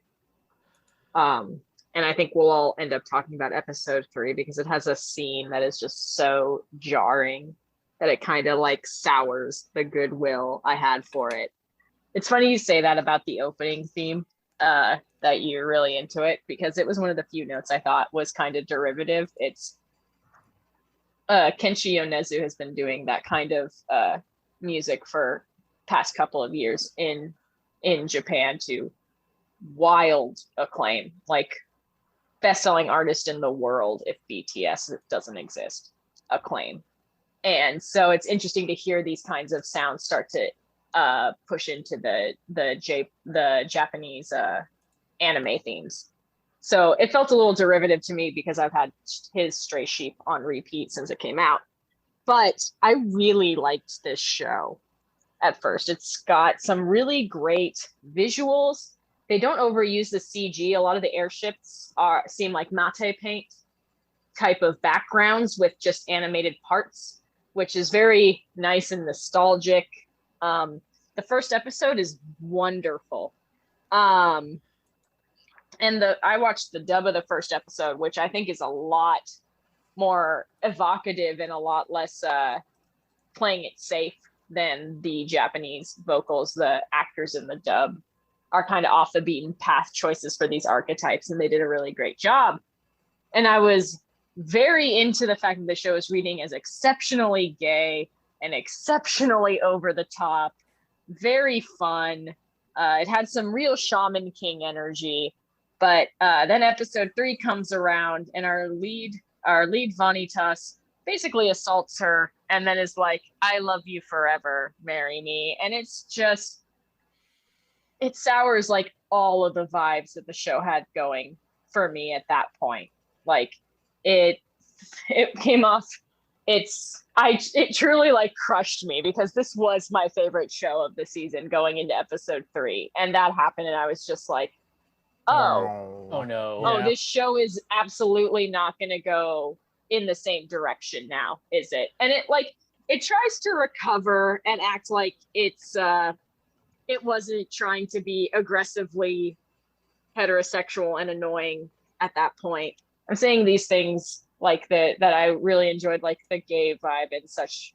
I don't mean that like that makes a show great, but it was really cultivating a wonderful, like, two men falling in love, friendship romance kind of vibe, kind of like, and a lot of the narration hinted towards this all-consuming thing that ended in the deaths of one of them, like definitely building a somewhat Interview with a Vampire kind of feel that I was very into, that I'm coding very shortly as like this gay vibe. But it really all falls apart in episode 3. Like, you get the sense Vanitas is an asshole before that, but like the fact that we're kind of supposed to still like him after he corners a whimpering, horrified, really traumatized woman into a corner, forcibly kisses her with tongue, and then insists he's going to marry her while she is like literally acting like she's been assaulted, is really disturbing. And I don't think the show really recovers from that, as far as I'm concerned. Like, there's a couple of scenes after it. I didn't write a whole lot of notes, I think, because I was just like, well, it wasn't even like done. I was just like, oh, the show just thinks I'm going to be okay with this. Like, it was really kind of jarring, you know? It's like when it would be kind of like if this show is pretty fun and, you know, PG-13 or whatever. It would have been like if somebody's head fucking exploded in the middle of it and we just all kind of went back to like a jaunty, normal tone afterwards. And I was like, no, that just happened. Like, I'm sorry, I can't really get past this. Why did you do this? And then at the end of the 3rd episode, they introduce someone who's the daughter of the Marquis de Sade, and I'm like, okay, I don't want to know where this show is going anymore. Like, she seemed fine in the couple of minutes we saw her, but I'm like, no, you don't drop a hint like that and not do something weird with it. So I kind of like, unfortunately, feel like I have to wash my hands of this, which sucks, because at the end of episode 2, I was making notes like, I want to cosplay Vanitas. Oh my god, this is amazing. There's so many Bishonen. I love the Shaman King energy. And like the cliff that episode 3 drops you off of is just sad. Just really sad. Yeah, no, for context, in the 3rd episode, when they're trying to prove that Vanitas can do all of this and like cure vampires of this curse, they run into this one young vampire and his bodyguard, who is this vampire that vowed to slay other vampires and got the name Hellfire Witch, and carries a big old crimson gauntlet called Carpe Diem. And he was just like, oh my gosh, you are everything that I like and I'm aroused by. Forcibly kisses her, and then, yeah, just all that. And then she's just like, what the fork did you just do? And yeah. Goes on a bit long. It's unnecessary. Yeah, so the length of that sequence is weird. And then I decided to look up who wrote this, and it is Hitomi Mieno, or as she goes by Deko Akao, and she's written a lot of anime this season, from this year. because she did Tower Teba Last Dungeon, Higa Hero. Unfortunately, the detective is already dead. So you can kind of get where her priorities were with some of these shows, because she also did the Dungeon of Black Company, which we'll get into next time. Yeah, Teresa, what did you think? Yeah, I'm always in for vampires, so I probably will keep watching it. I definitely took the note, like, what is this crush thing? Why are we going there? What was with that? So I'm like, I'm basically just disappointed. And then, but I feel like it was like buddy cop, like detective, doing a better job of chemistry than The Detective Is Dead with Noe and Vanitas. He's definitely bordering on like, I'm a jerk and I do what I want and I'm going to manipulate the situation, and he's just kind of dancing all over everybody's like happiness in the vampire community. So I definitely like that part of it. And I really like that the vampires have different powers, and Noe can like steal or like see other people's memories, and that's his like weird secret vampire family skill. So I want to know more about that. But yeah, just disappointed. I wanted the campiness, but not in the weird, like, make this strong hellfire witch woman feel like meek and on her knees. Is just like too extreme. Yeah, Mike, what did you think? Okay, so because I watched the dub, I've only seen the first 2 episodes, so I haven't gotten to the disappointment yet. But what I have seen, I really enjoy. I may be a little bit biased because Vanitas is voiced by Zeno Robinson. Right now, he's like just a few degrees short from becoming a household name. Seriously, his performance here is just so fun and delightful. I love the back and forth that he has with Noe, voiced by Stephen Few. It is kind of like what Teresa described, like it's a buddy cop kind of comedy, but it's also very steeped in like the dark supernatural steampunk, which one of those subgenres I will always gravitate towards in anime. I just really like that aesthetic. Mm-hmm.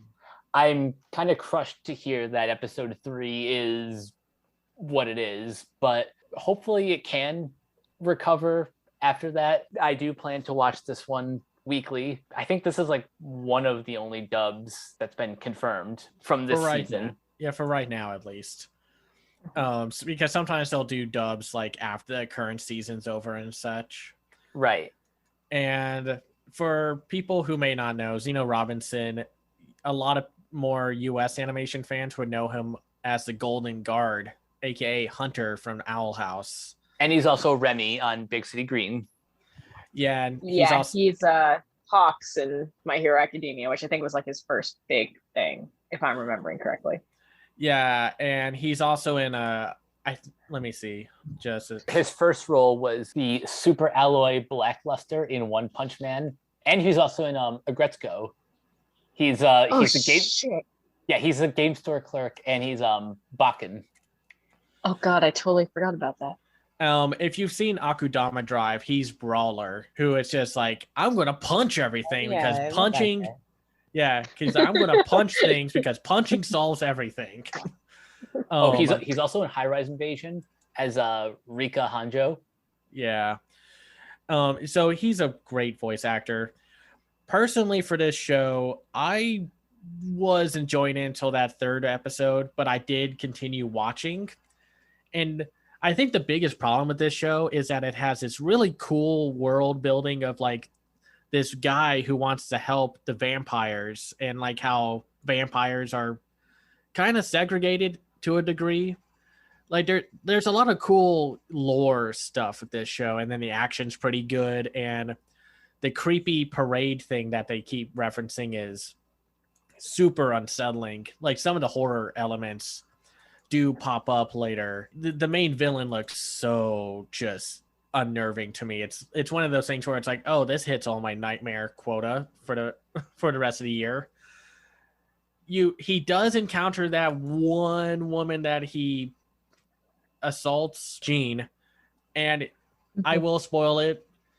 she is still creeped out by him. Of course, why wouldn't she be? Because Vanitas is kind of a creep after that, and they do try to play up his like smugness. It's like, I am Vanitas, I am here to cure you all, and everyone at this ballroom thing is just like, who the hell is this guy? Get him down from there, take him out. And he does like still solve mysteries, but yeah, the show does tend to really try to be like, oh, the vibe, the atmosphere, the shots, the dialogue gives off a very non-hetero vibe between our two leads. And I like Vanitas and before what happens with Vanitas, of course. It's a shame that they do that because you know that song from Popstar where it's about equal rights? But but Andy Samberg's constantly going like, I want equal rights, I'm not gay, but it's really just, the show does that a lot, and it's disappointing because it's like, I do like the character dynamics and such, and Jean does actually bite Vanitas and drink his blood, which she got back at him, but it also kind of comes off he's aroused by her biting him. So make with that as you will if you choose to keep watching. I wish that it got better. It's definitely a more inconsistent series because I was liking this, and I didn't mind the tone shift of comedy and drama as much as other people were having an issue with it. I love in the first episode when they land in that church. No is just perfectly okay, but you see off in the background, Vanitas is just like legs sticking up while his upper half is just like underground. And the comedy can be really funny, and I was vibing with it. It's really clunky, and it's a shame because otherwise I think this would have been like one of the premier anime, because otherwise it has all the elements going for it. It's just, I guess I shouldn't be shocked that the writer of this anime is the same person who made the Lolly Grandma thing from Taoteba Last Dungeon Boonies. Oh my god, I forgot about Lolly. So that kind of makes sense in a way. But I at least like the writing here more than the detective is already dead. So I guess if you had to choose one, but we'll have to see how y'all react to the Dungeon of Black Company, since we'll talk about that one next time. Anyway, let's move on to Kageki Shoujo, based off of the manga by Kumiko Saiki, directed by Kazuhiro Yoneda, written by Tadashi Morishita and Miyako Matsumoto, and produced by Pine Jam. That's a cool name for a studio. I like that one. After being forced to graduate from Japan X48 following a controversial incident with a male fan, Ai Narata swears to never interact with another man ever again. Using her talents and strong desire to get away from men, Ai auditions for the exclusive all-female Koka School of Musical and Theatrical Arts. The school is renowned for producing the best actresses that go on to perform in the famous all-female Koka theater troupe. Coming from the idol industry, Ai is the perfect candidate for the school's 100th generation class. But her aloof demeanor alienates her from her classmates. The eccentric Sarasa Watanabe, on the other hand, is the only person who wishes to become Ai's friend. She enters Kooka with the goal of becoming a top otokoyaku performer, an actress that plays traditionally male roles. After seeing a Kooka performance of the Roses of Versailles when she was younger, thank you. Versailles. I will now leave this co-hosting gig now. Bye, everyone. No. Sorry. I'm back. No. I'll leave y'all with Ita and Deities. You know what you've done. No. No. I'm kidding. When she was younger, Sarasa dreams of performing as Lady Oscar one day. Unfortunately, Sarasa's inability to read a room causes friction between her and her classmates, including Ai, who reluctantly becomes her roommate and partner in many of their classes. Succeeding at Kooka will involve more than just raw talent for these young girls, as jealousy, deceit, and the harsh realities of show business put their mental fortitude to the test. Will Sarasa and Ai be able to rise to the top and stand on the Silver Bridge. Teresa, what did you think about this show? I really liked it, and I'm not into musical theater, so I was like, is this show going to be a bit much? Sarasa is a bit much, but she is just so sweet. She lives with her grandpa and she just doesn't know any better. And I did like it. And I don't want to give too many spoilers, but basically I was wondering what was up with I. And then when we finally figure it out in the later episodes, like her childhood was not the best. Her mother is horrible. I'm wondering if that comes up again, because I was like, why are you best friends with your uncle and where's your mom at? But yeah, I really enjoyed it. It made me want to go see a play, so that's always nice. And I just love how they're kind of like the odd couple, and it's slowly, bringing I and Sarasa together. I thought it was very sweet.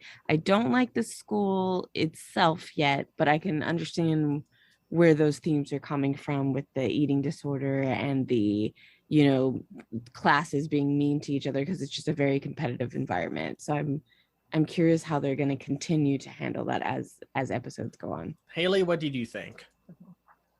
I was less high on this. I think it is one of the more standout shows of the season.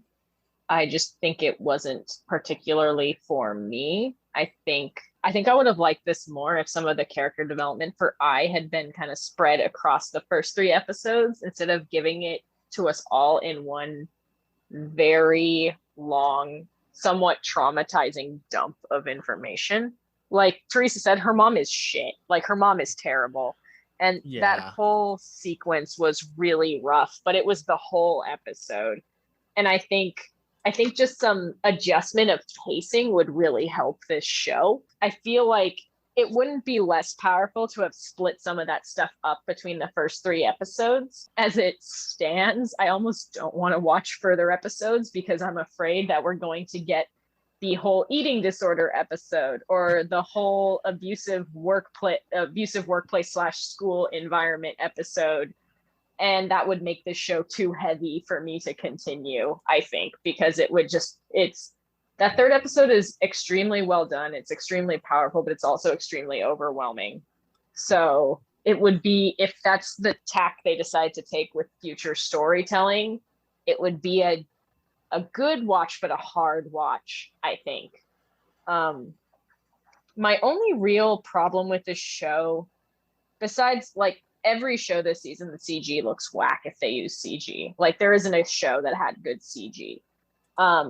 The only other thing about this is I don't think it does a great job of explaining the review, which is at the center of this show.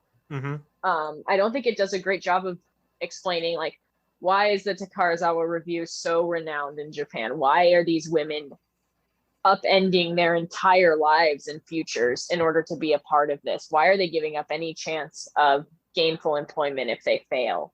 Because it's a very culturally specific, I don't want to say fascination, but it's extremely specific to Japan, where I can see where this show didn't really need an explanation of it when it aired there.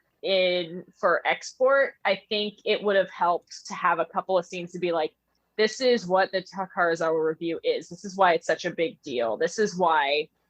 And the beginning kind of does that, but then it settles very well into its kind of teen Mean Girls 80s issue focused drama, which is great. And it does a really good job of that. But it feels like there's just a couple of pieces missing to make this like transcendently good. So, and I know there are definitely like other anime that take place in this kind of setting of this musical and theatrical arts school. I know this is not the first one to do it, but for me, this is the first one that I've seen that when we started watching these seasonal anime watches and such. And well, I'll give my quick thoughts, and then Mike, I'll hand it over to you. I really liked it. I thought the dynamic between I and Sarasa it's pretty good. I mean, like, we've seen this kind of thing before where any girl love or boy love anime like you've seen these types of characters before where it's just like one is like super closed off to the world. They are very much like, I don't like anyone, I hate everything. And then they meet that one person who's a burst of energy to everyone and everything around her. That's just like, oh, maybe life is amazing actually. But I like Sarasa. I think she's one of my favorite characters from the season. I just like that she can't read a room to save her life, but she's willing to try to fix the situation given to her. And I just liked how she like interacted with everyone in the first episode and called out the old military general and I guess like I got kind of amused that like one of her like gimmicks of as a character is that she's really tall. Like I think this anime has like a very distinct visual look from the other anime this season, and not just because she's tall, but just like the designs in general remind me of something kind of similar to like Clamp in some regards, and I say that just because of characters who are rail thin but tall. And it's also got a Koji Kumeta feel, like a Zetsubo Sensei or a Kakushi Goto kind of feel, where they're all like, they're very thin lined noodle people with not a whole lot of detail, but a lot of vibrancy in the way they move. Yeah, and personally, I really liked the opening song that's done by Seiji, and the song is called Hoshino Orchestra, and I just love listening to that song. I think it's a very uplifting and positive, upbeat kind of song that you listen to like to get pumped up and such. Mike, what did you think of the show? Yeah, I really like this one. I'll concede with Haley's point that episode 3 is very overwhelming in terms of just the dump of trauma that we see from Ai. But I think that's, well, I can understand that being like a trigger for trauma survivors. I think just from a storytelling perspective, that was just a really powerful episode. The rest of the show is it has a very specific flavor to it. Like if you are someone who is like a musical theater nerd, or probably knows a little bit more about this culturally specific group, then yeah, there's a lot in like the details to appreciate. But I think the number one thing that has to work, and I hope they stick the landing, is the relationship between Sarasa and Ai. If that works, then this show will be a success. Otherwise, I can see people definitely getting disappointed if things like take an undesired turn. So I've caught up with a lot of this show. I haven't gotten to episode 5 yet, but episode 5 does focus on the drama of eating disorders, so be wary if you do so. Now, with the drama that you are introduced to, with like Ai dealing with it's an interesting note of just like commentary of just like she thought this one fan was being kind of a creep, and even like you do encounter the fan at the end of episode 3, and he's like seen throughout like episode 1 and 2 and 3, but by episode 4 you get his backstory and his perspective on the things. But the show is smartly written in the fact that it doesn't really say, he's like, I'm going to spoil a little. So he basically said, like, came to where the school is to see Ai and to tell her he's sorry. And he's definitely called out for the fact that traveled all this way to find her. So the show's definitely aware that what he did was still not okay. But they handle it in a way to where it is tasteful enough.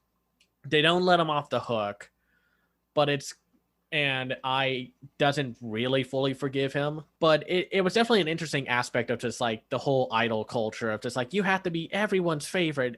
You can't be mad or mean or anything. When it's like, well, that's baloney. Like if a fan's being a bad fan, you call them out on it. And of course, she basically lost her entire career because of that. I also want to say, though, relating to Ai's idol career, I think that's like the shakiest narrative ground that the show has. especially after episode 3, where they suggest that I went into an idol career to avoid men, which strikes me as so, like, we're talking about the review being kind of something that is a niche understanding outside of Japan. But I think all of us know that idol culture involves girls doing handshake events with guys at this point. Like, I thought it did not strike me as realistic that she wouldn't have put that together until she started at all. No, the biggest problem with this show is how it handles its drama.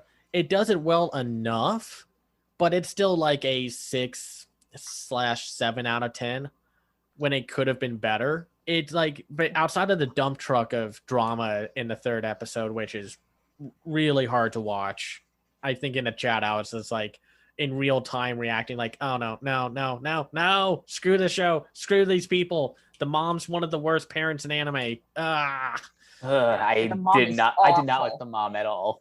No, but then it's like but then when watching episode 4, it was very much like okay, they kind of handled it pretty well, like decently well. Like I said, it's kind of like above average when it could have been amazing. Because to me, like the best parts are when like the students are interacting with one another. There's this great scene, I think it's in episode 4 or 3, I forgot which one, where Ai is trying to wake up Sarasa, and she's like, wake up, wake up, wake up, and then just like daintily throws a ball of paper at her to wake her up, and then she's just like, well, I tried, and walks out of the room. When I was watching it, I made that joke before she actually said the line, well, I tried. Like, I love the student council president, or the student council president analog coming in and just screaming, like over and over again. Like, that was a really great scene. Like, I wish the show was more about that than the intensive dark drama. I mean, I respect and admire that it wants to bring these topics to hand, like to the forefront. You just have to be careful. I think what would have made this show a little bit cleaner in execution is if, instead of like veering off into her idol career, which I guess her being fired or leaving is what got her to this place, but I think it would have been cleaner if we went right from her childhood to coming here. Yeah, I agree. I think the idol thing was just kind of flimsy, because it is like, oh, that means if I work at this idol group, I'll be close to my uncle. Which, thank you for saying that, because I was kind of confused about who that guy was. And it took me like, 2 episodes to figure it out. It only got me when he called the mom's sister, and I was like, oh. Because I was just like, is this the father? Is this an older brother or what? And if we're talking about age problems in anime too, he looks way too young to be her uncle. He does. Which, like, I don't care, like a young teacher, whatever, this is anime. We've all seen like 10-year-old teacher shows.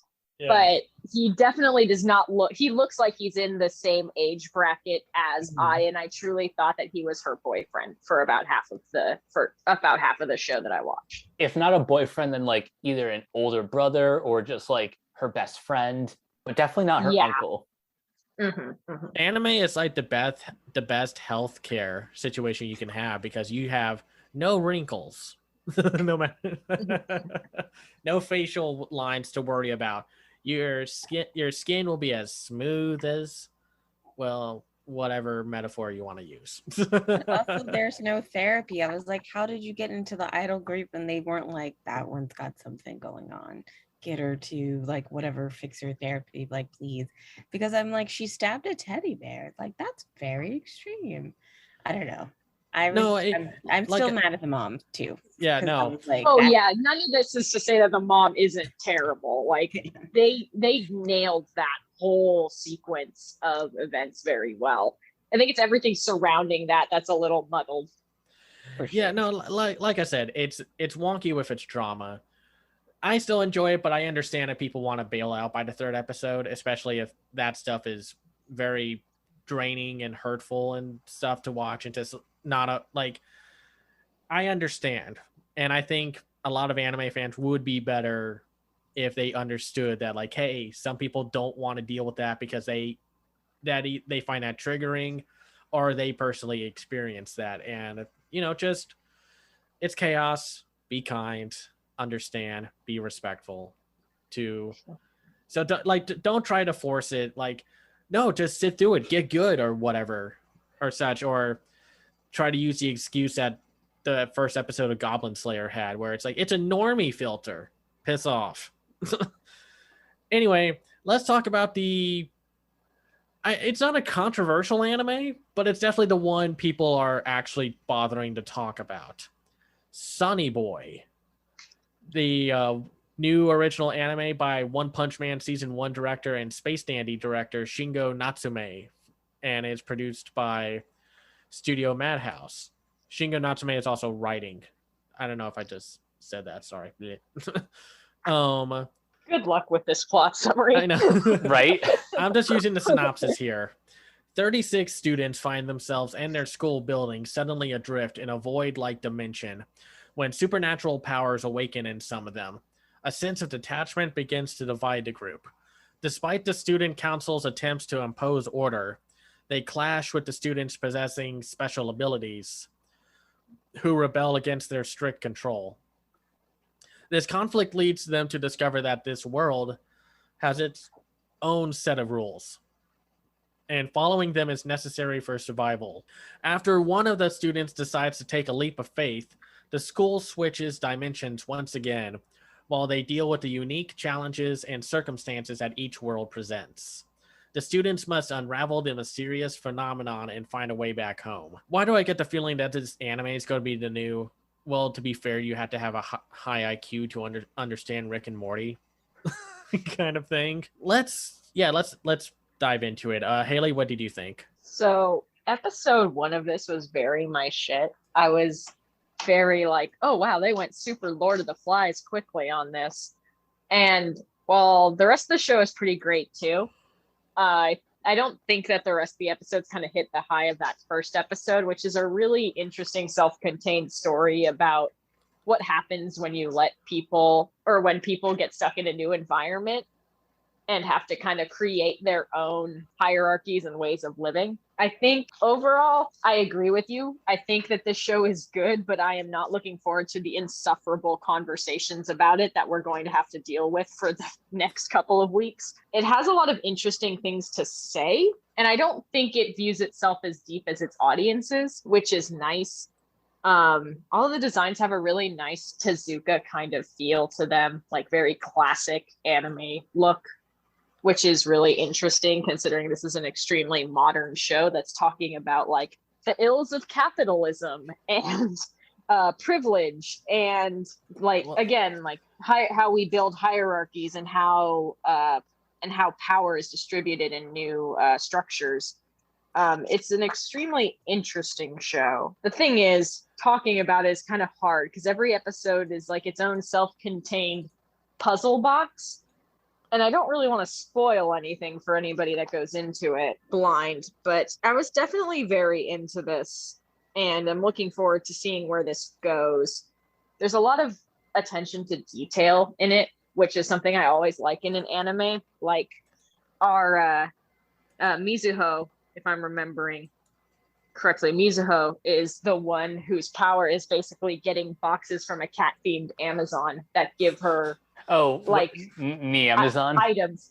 Yeah, Amazon. Amazon. I was like, this is fantastic. But I like that she has a very strong depth to her, and there seems to be there's like a layer behind her backstory beyond just what we're given that's tied to the ring she's wearing and her homeroom teacher, which hopefully gets more brought out. But it's like by the end of the 3rd episode, she's not wearing that ring anymore, which has been a huge mark of her character design since the beginning of the show. So I think it definitely seems like it's got some long-term planning behind it. And it definitely seems like it's building towards something fairly unique and interesting, even if the episodes 2 and 3 were a little more low key than episode 1. So I'm looking forward to seeing where it goes. Awesome. Teresa, what did you think? I don't think I was in the right headspace because I was thoroughly confused. By the time I got to episode 2, I was like, how did they get to this island? I missed something. Did something happen at the end of episode 1? And then I watched the entire episode 1 again. And I was like, wait, it doesn't actually truly make sense. So when by the time I got to 3, I was like, basically it's like a show. I felt like I needed to take notes, like what Haley's saying. There's like this long-term plan and there's little hints. And I was like, I just can't pay attention that much. But I am definitely it's like literally a like void mystery. I want to know what the heck is going on. So I definitely do want to finish it. It was a little hard for me to keep up with the names and the powers. I think there was a Wikipedia that does explain that. But again, I don't want to take notes when I'm watching things. But the girl is a lot of trouble. And I want to see what shit she's going to continue to stir. Which one? Nozomi? Yeah, Nozomi. Yeah. She doesn't want to. She doesn't want to play by the rules. She's like, no, I'm not getting a smartphone. Forget it. Yeah. No. Mike, what did you think? Kind of the same thing as Teresa. Like, I wasn't really clicking with the show, but I understand that this is another original anime, so regardless of what I think, it's one that should be supported. I'm into that kind of like weird sci-fi high concept. So I want to give this another chance. I just don't think I was really conscious enough to fully take in everything. I think this is one of those shows that would benefit from like multiple viewings so that like you can really kind of get a lay of like how each world works, the powers that each character has or doesn't have. Then you can kind of get into more of the details, like the specific backstories, their personalities. And I say this while also admitting maybe this is one of those shows that, again, kind of like Peach Boy Riverside, might benefit from airing on a streaming service like Netflix, where you can watch the whole thing at once. As dense as it already kind of is as a weekly series, I think seeing it all at once will probably make you understand the bigger picture a little better. Well, unlike you charlatans, I fully understand. No, I can't say that with a straight face. No. Sorry, I had to try to pull that, and I'm terrible at these kind of jokes. I enjoyed this one, but it is very much a show that throws you into the deep end, because by the beginning of the first episode, it's already been like this whole group of students and supposed teachers, because I've caught up with some of the episodes, have been just thrown into this other world, and now there are superpowers. And maybe I should have expected this from the guy who directed One Punch Man and was the director for season 1 and 2 of Space Dandy. Just like, it's not really going to be a battle royale survival anime. It's using the powers as more of a metaphorical, like symbolic element of it all. So it's like Lost meets X-Men? Yeah, I mean, like they do, like the kids do have powers. Like there's that one guy who can control gravity, but he uses it mostly just to fly around. Then Nozomi, her ability, and I had to look up a wiki for this, and even the wiki is not helpful, or at least not all helpful, is that she's a human compass. Like, because she's constantly like, okay, I'm gonna go to where that bright light is. And then of course Mizuho has the Amazon, which is the best thing. Amazon. I want that to be a real thing. Get rid of actual Amazon and give us the one in this show. And then of course you have the Rajdhani. But by the way, this season's it does a pretty solid job of having more diversity in its characters, like the cast of characters. But I'd give it kudos for slowly starting to not just be all Japanese. I like it, and it's interesting because this show could have easily gone Lord of the Flies. All the kids could have started killing each other and probably by a worse writer, this would have just been an edgy, stupid battle royale anime with just a very distinct visual look. Instead, it's really just like it's Survivor, but with a sci-fi slant. It's more just commentary about society and whatnot. Like there's this one episode after the third episode where it's all about like when the third episode does this too, where it's ostracizing and like that. I mean, that's a commentary about how society ostracizes different people and such. And the fact that there's no music until the ending song is really unsettling. There is just something that's so creepy about the worlds that they travel through, where it's just really talking and sound effects, and that's it. At first, I thought they were only doing that for episode 1 because they were basically in like a void when episodes 2 and 3 also didn't have background music until I think episode 3 introduces a little bit more like towards the end. That's a very specific choice that really does help you keep you on edge. But it is a very dialogue heavy show, and it is very philosophical about its commentary, and of course like how it deals with capitalism and what have you. Nagata, the main character, is a little annoying. Oh my god, in the first episode he's a fucking wet blanket to end all wet blankets. He gets better, but he's horrible in that first episode. Yeah, he start like, I get it. They want it. It's going the Shinji route where it's like, hey, listen, I know you're not this kind of character in person, but too bad. You're going to have to kind of push ahead and become responsible for the situation. Not going to get with the compass. Yeah. With the fucking compass. And then, of course, there's like Hoshi, the one who's just like, oh, yeah, my ability is I hear a voice in my head that's going to tell me things that are going to be true. And it's like, okay, thankfully we don't have to call the police on that.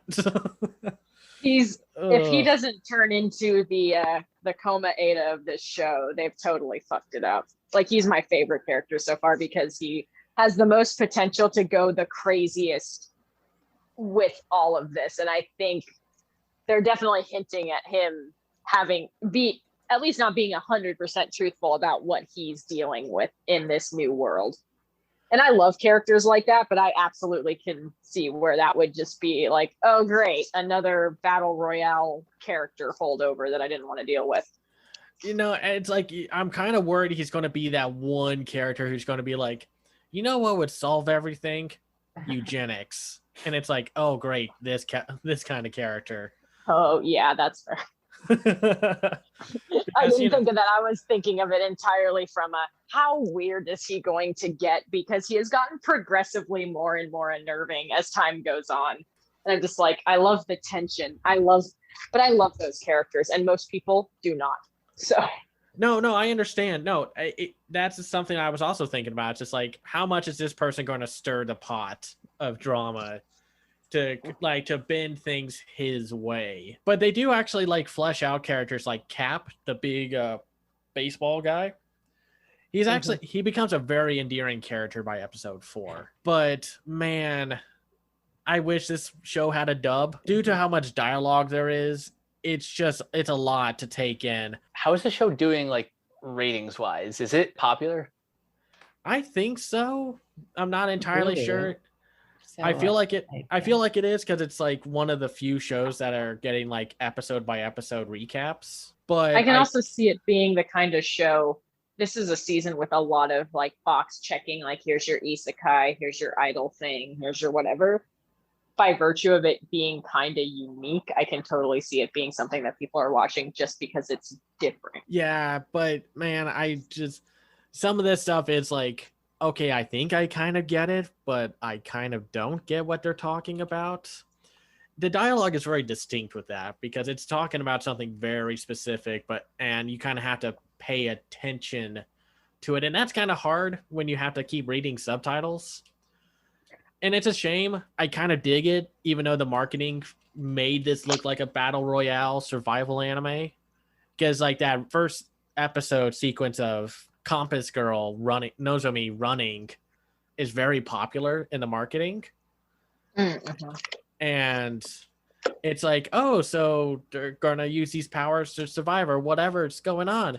No, they're just gonna talk around and wax philosophically as a bunch of teens are having to really try to survive and cooperate and collaborate. And it's already like going into like different team like groups and such. And there's definitely like drama brewing between certain characters and such. I think the show would benefit from having like half of the cast. Yeah, because there are definitely a lot of characters in this show. And I guess I just kind of wish there was just something to help get everyone on the same level, because I'm missing half of the commentary and dialogue bits half the time, and I don't want this to be that one show where it's just like, well, you got to be smart to get it, and if you're not getting it, you're not smart.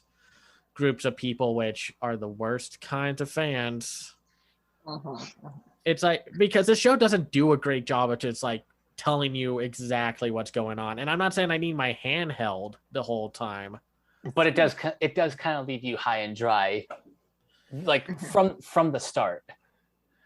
It's like, it's telling you to, it's like I'm going to be referencing Dragon Ball Z Abridged. It's telling you to dodge each time you ask a question. It's going to tell you to dodge. It's going to hit you, and it's not going to stop.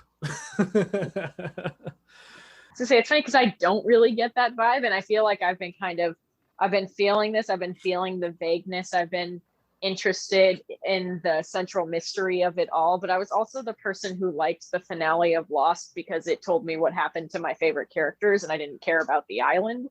So I think this might be a similar thing where I'm like, I don't really give a shit about these portals, but I really want to see what these characters do with this.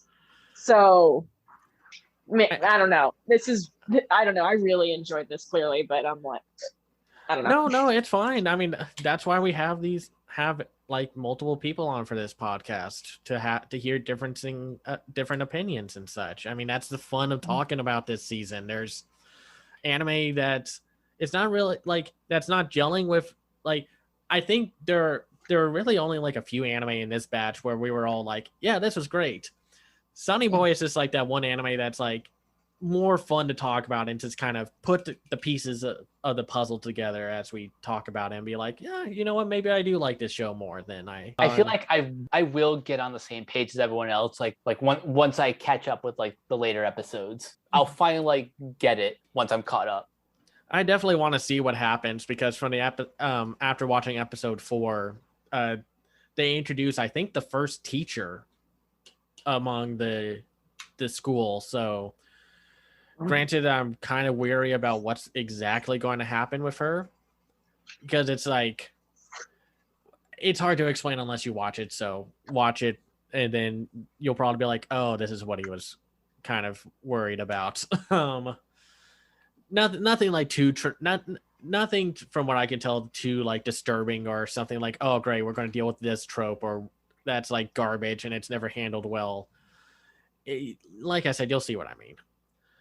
But with that covers part 1. Before we wrap up, I did say we would mention our top 3. And for me, even after discussing this, my top 3 has kind of shifted a little bit. But Haley, I want to hear yours first. We're all kind of in agreement that Aquatope is the one that is probably the best out of all of these. Oh, yeah. I mean, I would agree with that. After that, I would go with Sunny Boy, which, I don't know, that just hit a vibe for me. I was very into it. And Uramichi Onisan. Teresa, what about you? What are your 3 that you would check out? I would say my 3 are definitely Aquatope. I would say Remain. Now that we've been talking, the more I think about it, I'm like, I do like it. I'm very into it.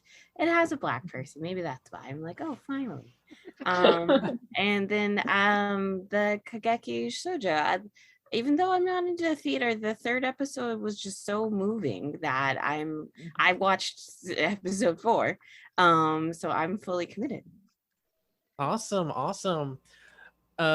Mine's tough because I was thinking, it was like, oh, I'll have my 3, and then it's like, well, definitely Aquatope, and then Uramichi Onisan, and then I think it's really it might have to be Remain. I think it's like I really like the characters, and I just love the whole just like yelling at the top of their lungs. It's like, hey, we're being extremely subtle about you wanting to join water polo.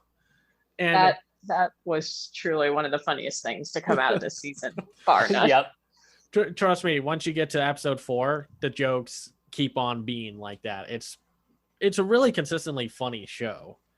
It's just like, it's just one of those things where it's just like, could they have done more with the memory loss thing, like throughout the first 3 episodes instead of just focusing on the sports drama bits? And then I think it might be Sunny Boy for number 3, just because of just how interesting it is and how, honestly, like, even if we all might not fully agree on it, how fun it is to talk about shows like this. Because yes, it's fun to talk about shows we like, and it's fun to rip apart shows that we know nobody's going to fight back against.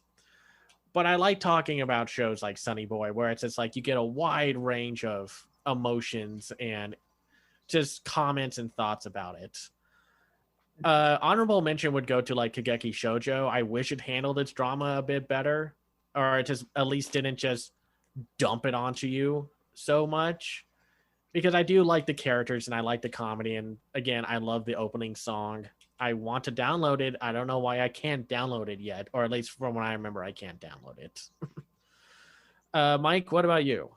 Okay, so number 1 is obviously the Aquatope on White Sand for all the reasons we talked about earlier. Number 2 is Life Lessons with Uramichi Onisan.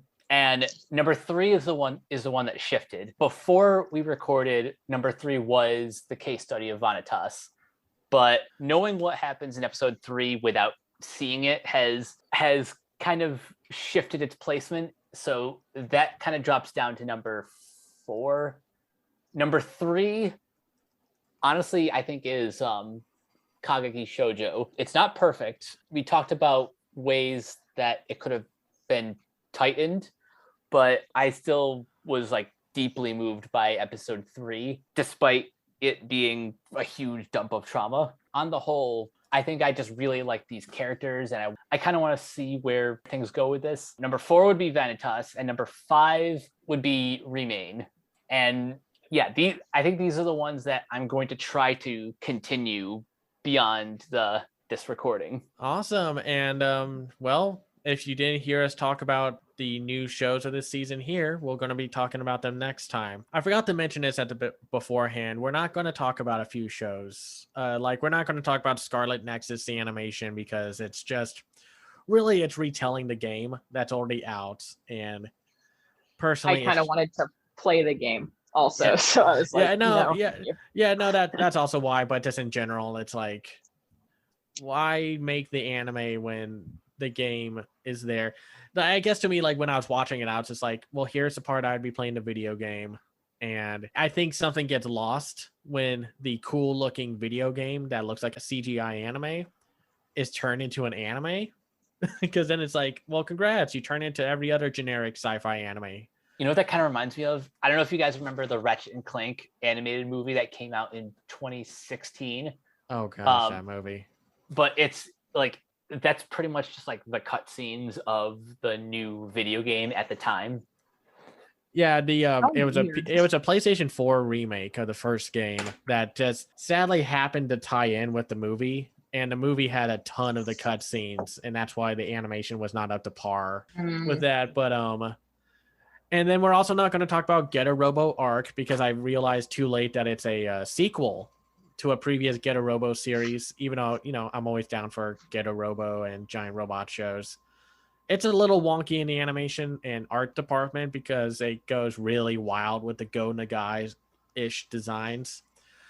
And before anyone even asks or even thinks about, like, well, man, you all must not like, since y'all don't like The Detective Is Already Dead, I can't wait to hear what y'all think about where is it? I just had it.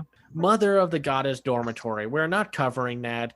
It's basically porn without the sex, and it's not a great premise, and just setting up just like a 12-year-old having to be the dorm mother for a group of college girls, and all the college girls really just want to, yeah. So Oh, that's a big fat nope. It's watched- gross is what it is. yeah, I watched the first episode and was just like, this would be fun to talk about, but then as it went on, it was just like, no, we're not talking about this one. It's basically hentai, but without the hentai parts. It's basically fan service, and you know what? Fine, that's what it does. But the story sucks, so this fan service doesn't really matter or make up for that factor and such. So sorry, we're not going to talk about it. If you really want to watch it, it's on High Dive. You can tell that High Dive is just like, well, shoot, this is like the one show outside of Get a Robo Arc that we have this season. So we'll make sure you can watch the uncensored version and a see-through version of the show. So yes, we're not talking about Mother of the Goddess Dormitory in short. So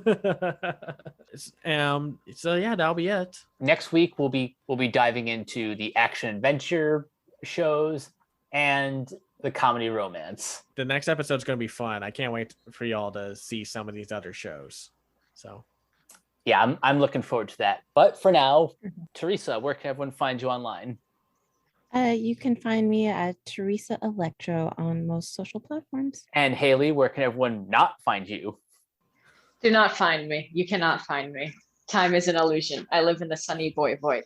You can at me in the Renegade Pop Culture groups on Facebook. I'll be down there to hang out if you want. And right. Cameron? I have a website called camsiview.biz where I review animated films and shows called The Other Side of Animation. I have a Patreon at patreon.com/camsiview. If you like my work, you can support me there.